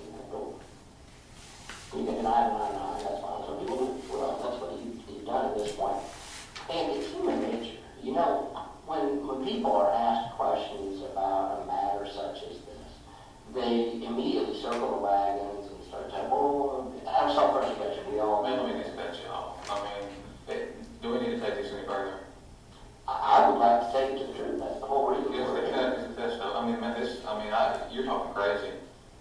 Well, I mean, you're talking crazy. Is that your rehearsed response to what was going to happen today? Because it sure sounds like it. I don't know what it sounds like. I'm just telling Well, I'm you. You're talking crazy. What's crazy about it? Explain to me. The accusations you're making. Yeah, I'm saying you know confidence. Absolutely not. Well, None. you already told me that. That's why we did the polygraph, to find out. Well, now we'll go. I told you what now? You told me before you had nothing to do with it. Right? Yes. Well, now we're past that. Because I've already shown you that you did have something. I don't know what the I test. just showed you. Okay, I just showed it to you. but I'm telling you, I did And have. I'm telling you you're wrong. I mean, I can't make it any, I'm not trying to hurt your feelings, but I'm not telling you the truth. That's what I'm doing to you. I'm telling you the truth. We're past that. I've already shown you. I've taken a polygraph. If you get anything else from me, because I mean, I'm not going to sit here and we're not going to go back and forth with this. You do whatever you want to do. I didn't tell you. I mean, I want to cooperate with you. I mean, I'm not here. Tell me what happened. Tell me what you know. I don't know anything. We're past that. You've already shown me that you do. I know nothing. I'm sorry.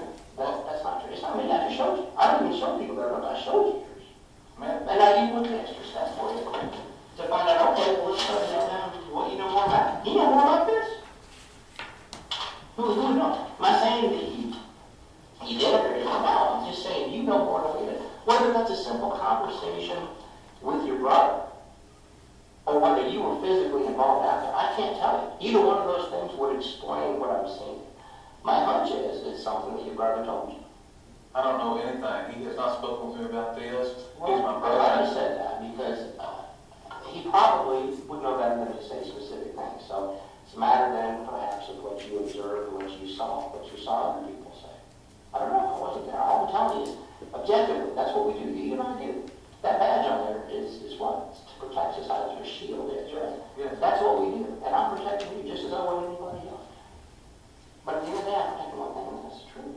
And objectively, looking at the facts, even if I would take this out of the equation, why would somebody, on numerous occasions, in a formal interview, under oath over there, say something that's not the truth? Why would they do that?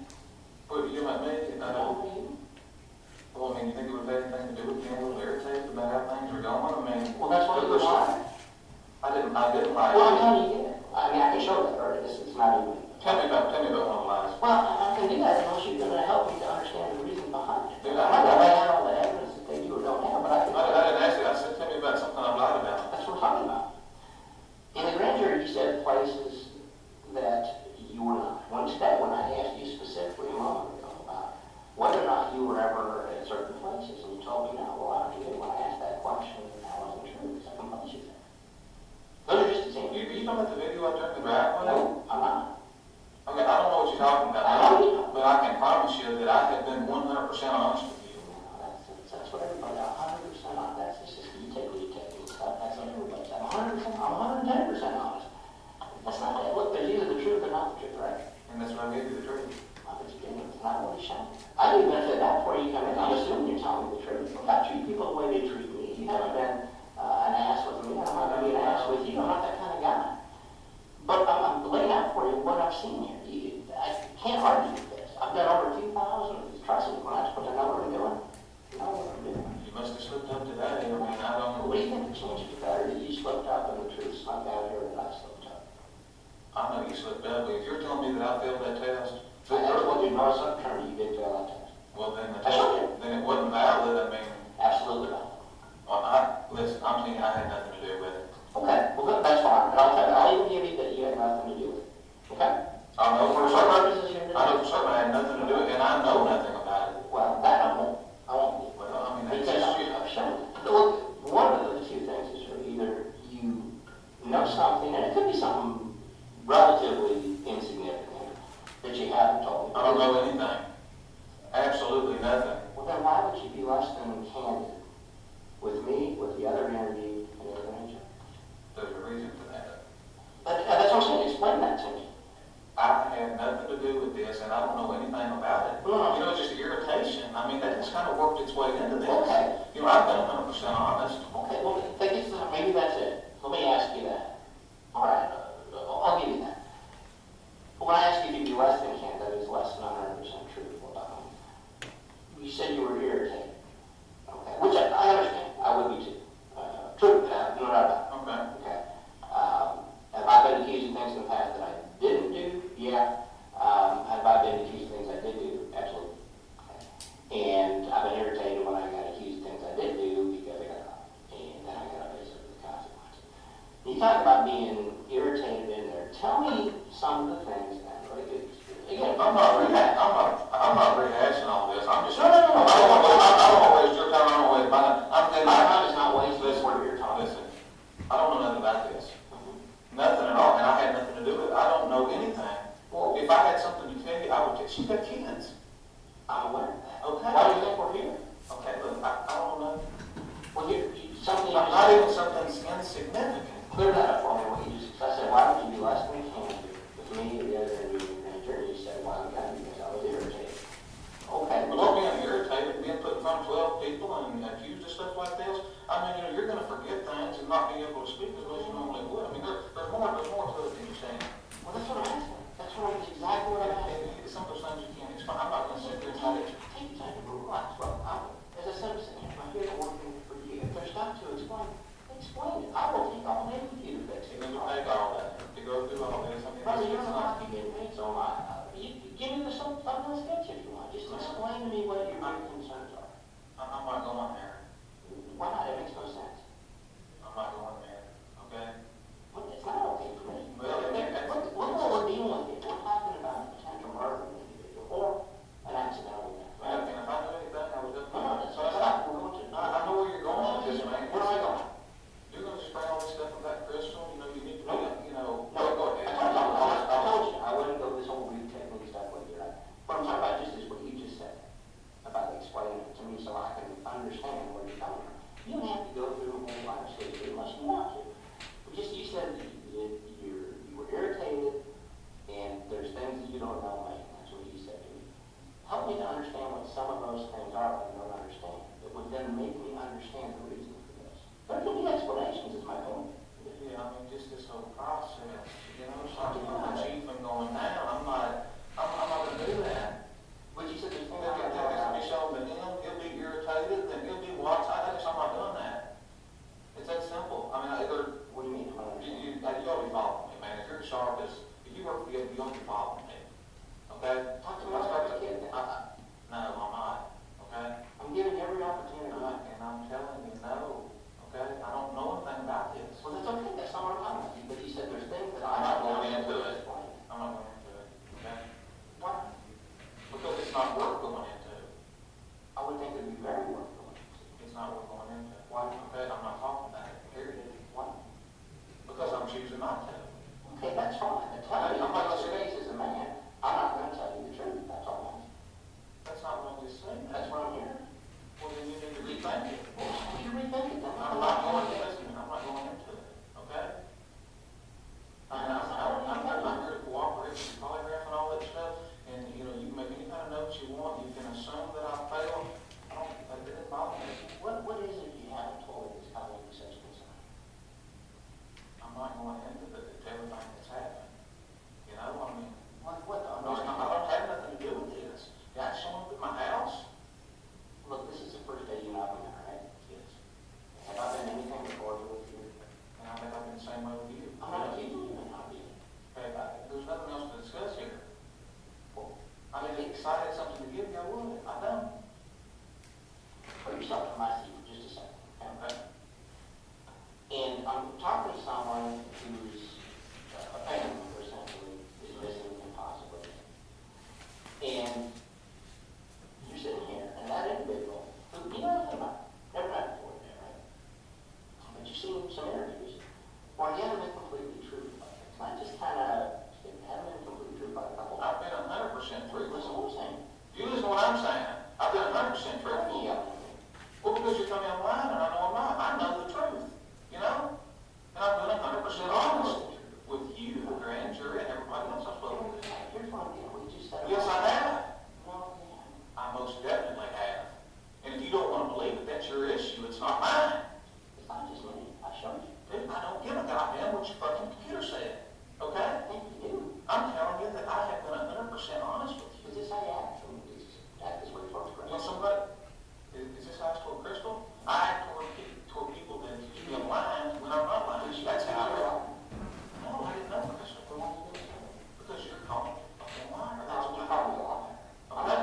I don't like it when people call me a liar. I'm being 100% truthful with you. Only the truth in my way. You said Look that. at you. I'm being truthful. Okay, we're not two years, right? Okay.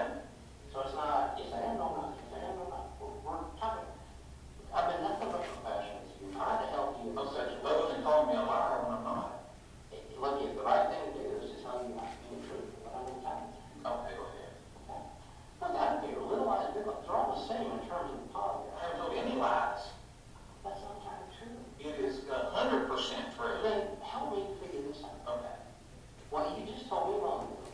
Maybe explain to me so that maybe I misunderstood what you're telling me. You told me because you're irritated and there's all kinds of things that I don't know about, whatever, that I can't understand why you would say the things you say. That's what you It's said. just been an experience. Well, all this is going on, but that guy showing up over my house, taking calls. I mean, this is crazy. Okay, that's what I'm asking. Are we talking about because of things that have been going on since it's happened, or are you talking about there's things that have gone on over time that I'm not understanding? No, I'm talking about recently. Oh, well, I'm not supposed to know that. Yeah, I mean, it's the simple stuff, man. I mean, I have been 100% honest with you, and show me how you can understand when people show up at my house, my family, out there taking cars, the neighbors are watching, man, it's been screwed up. Of course I can. Okay, But I wasn't there. How do I know all this? well, maybe you just assume. I mean, if you throw off and get your chief showing up, and, I mean, dude, that's crazy. Who the hell? I mean, listen, they come up with all these lies about, well, there's bodily fluid in your car, there's blood. There's no way in hell there is any blood in that car. I'm not. Everybody's told me that. You know, like, speaking to state police, but the first thing they said, grand jury, I mean, it's crazy. But I'm not. I'm not. Okay, but I'm just saying, this is crazy. It may be. All I'm saying, look, I'm not backing all this up. The evidence will speak for itself, right? Sure. So it really doesn't matter what people want to say or not. The evidence that I've told you about that I can demonstrate are things that we already do have that I can show. Again, I don't think there's anything that paints you in a horrible light. They show discrepancies with what you said.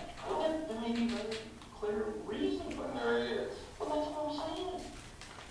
I'm not, when I accuse you of lying, and lying is bad, no one wants to hear lying. We all lie. No doubt. We all lie. Nobody wants to hear it. But somebody who's telling a lie, it's simply saying they're not being completely true, right? Okay, that's a little prettier way of saying it, but it's the same thing. I'm not saying you're simply honest and completely. That's not what I'm saying. What I'm saying is today with you, I have been 100% honest, and I don't know nothing about it. That's what I'm saying. Well, and I'm saying that that's not entirely true. It could be. I mean, But listen to what I'm saying. You just want to be mad at that stuff. You don't want to say. go ahead. Because I'm truthful, completely true. Okay. Person would fail a polygraph on the questions that I asked you. On a spectrum of age, whether it be, yeah, you were out there and you watched her get shot and killed, and yeah, I'm making that up. You would fail if that had happened and you told me you knew nothing about her, obviously. On the far end of the spectrum. If there's something you know about in your mind you haven't told me or other investigators, could be as simple as you saw an argument one time, and I'm making that. You saw an argument between Brooks and Crystal a year ago where she pushed him. They've never been physical for enough. I'm making it up. Okay. I'm just, what I'm talking about is the bigger picture is you would fail a polygraph on something that simple or something that dramatic.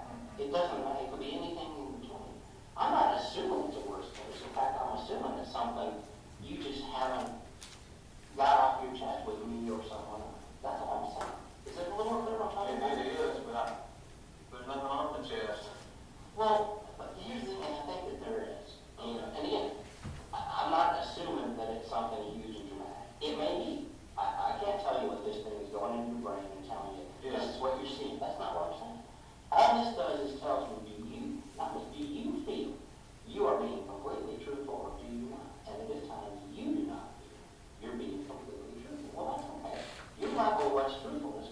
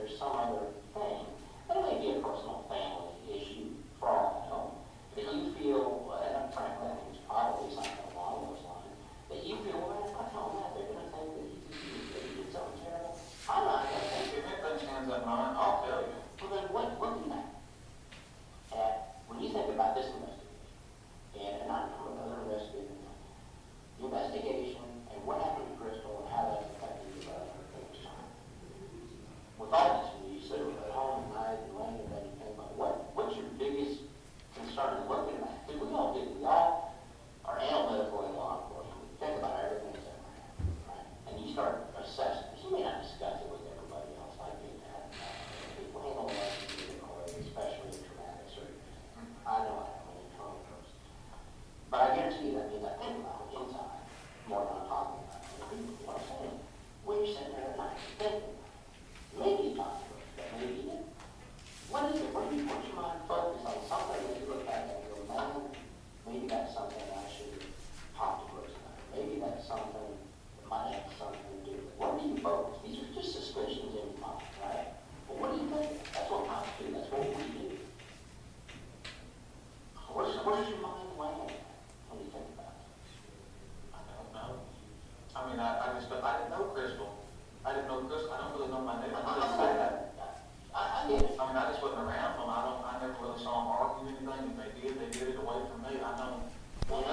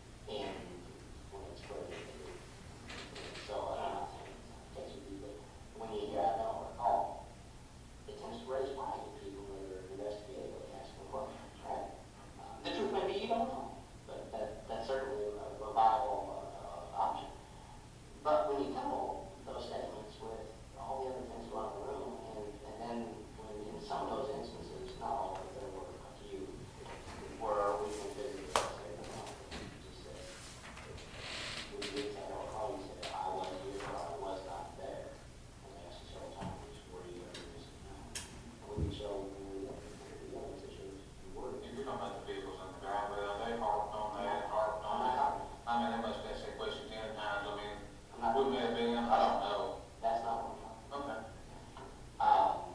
Yeah, as far as that, I think at the end of the day, you changed your answers up some of that to be as truthful as I think you could be.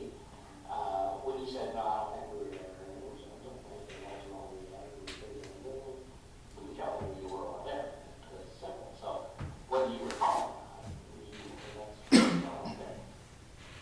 But what I'm talking about are other times that I have given you the evidence on here today. I've asked you questions about where you were or where you were not, and you were definitive about things. Well, I think, no, absolutely not. Okay. Well, and again, it's not a huge issue in the grand scheme of things in terms of you being in a certain spot or not being. But if I already know the answer to that, the truth, the ground truth, as we say, and you're saying something other than what I know I can prove, it raises questions in my mind. That's not happening. But it is in my thought. Okay. My point is, I mean, I don't know what you're saying, I don't know what you heard, but I'm just telling you, I didn't do it. I don't know nothing about it.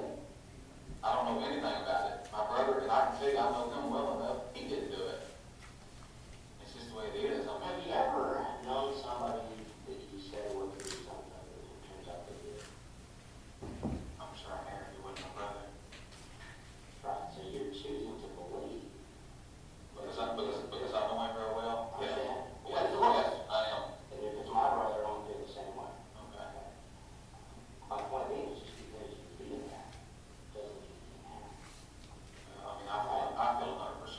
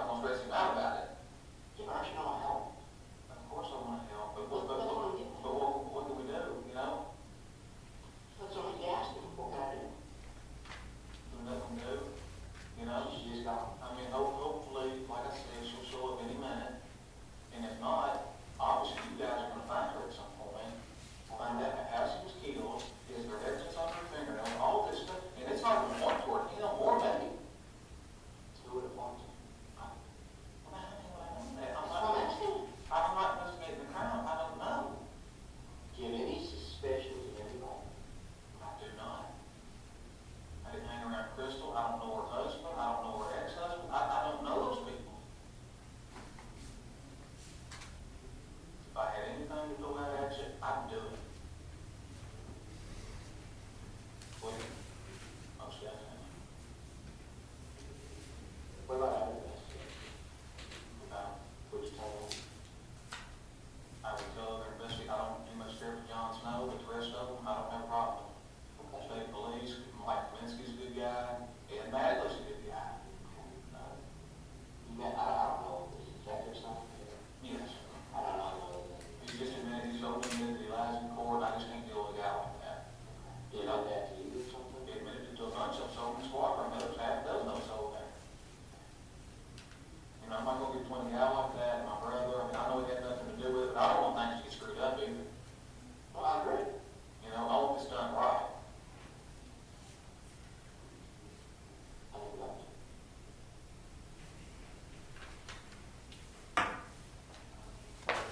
Would there be a reason the Brooks would say that he did this guy's asking for the help on this one? There's no way he said that. No reason, no way, 100% not. I know they asked you about it, but I know when you did the interview, you called Yeah, it was with Jon Snow. It was with Jon Snow as a driver. Yes. Yes, I called up there. It was a really cooperative guy. He's honest. You know, I just basically, I didn't believe, I told him, I said, go ahead and finish up your, he was giving a narrative or whatever, or with my statement. I said, it's fine to give that. I said, say what you mean what you say. You know, I asked him, are they screwing you around? They asked him the same question, one of different ways. He's been there for hours. This wasn't no 1 or 2 hours. He may have been there like 3 hours or 4 hours. It's been a while. I said, John's screwing him around, and I just want to find out what was going on there. So that's all that was about. If they want to read more into it, that's up to them, you know? I'm just asking you.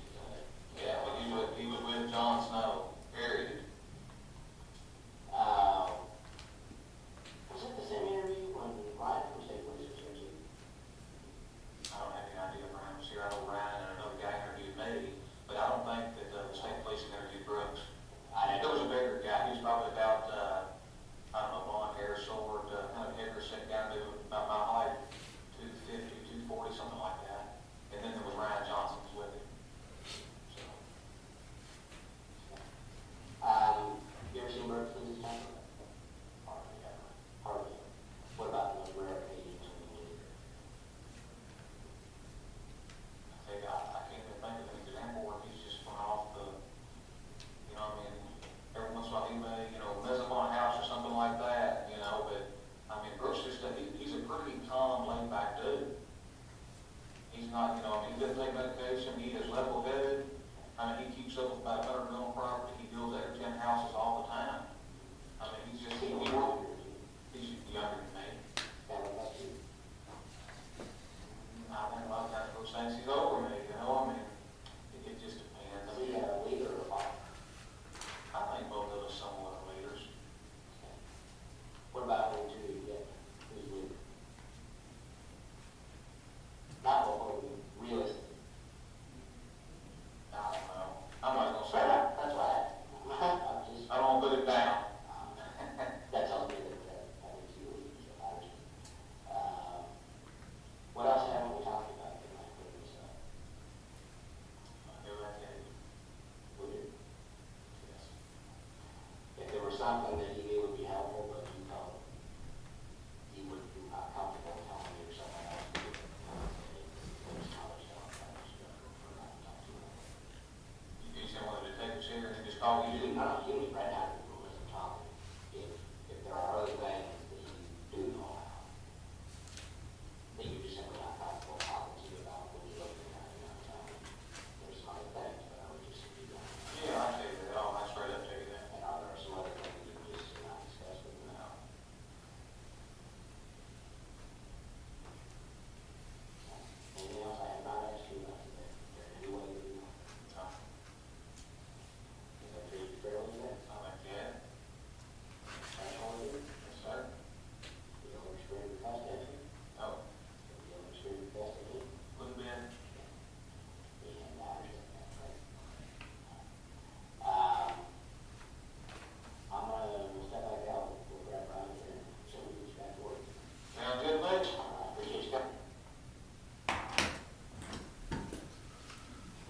to the objection, we'd introduce that as number 4, exhibit 4. And Erwin, are you gonna go back and refer to this? If you are, we'll just leave it in the machine. No, I don't have any. Need for it. What was the date of that interview when that was done? I believe it was the 24th of July. It's on the disc, it's dated 7/24/15. Chief McCubbin, are you the supervisor of Officer Nick Houck? I would say overall, I guess. And Could I interrupt just for 1 minute? Do you intend to call Sheriff Mattingly? No. I'm gonna go out there and excuse him. I think I saw him out there. If he could hold just 1 second. There's no reason for him to stick around. He's not gonna be called. While he's doing that, does anybody need to take a break? I'll let grab a drink, if you don't mind. Yeah. yeah, we're fine taking a break. Do that? Go off the record. That'd be great. Thank you.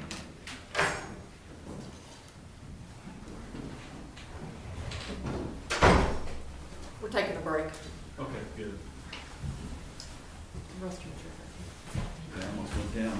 My foot's asleep.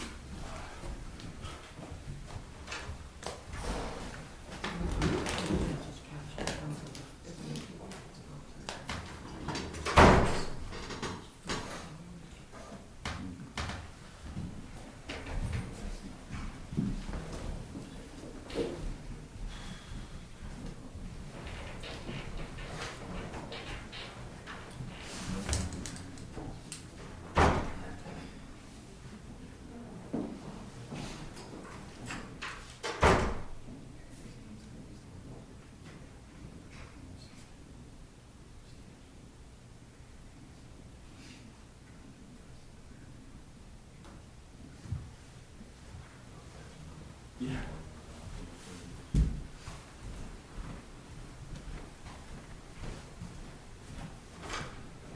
If it's any further along, this bottle of water, I'd be in the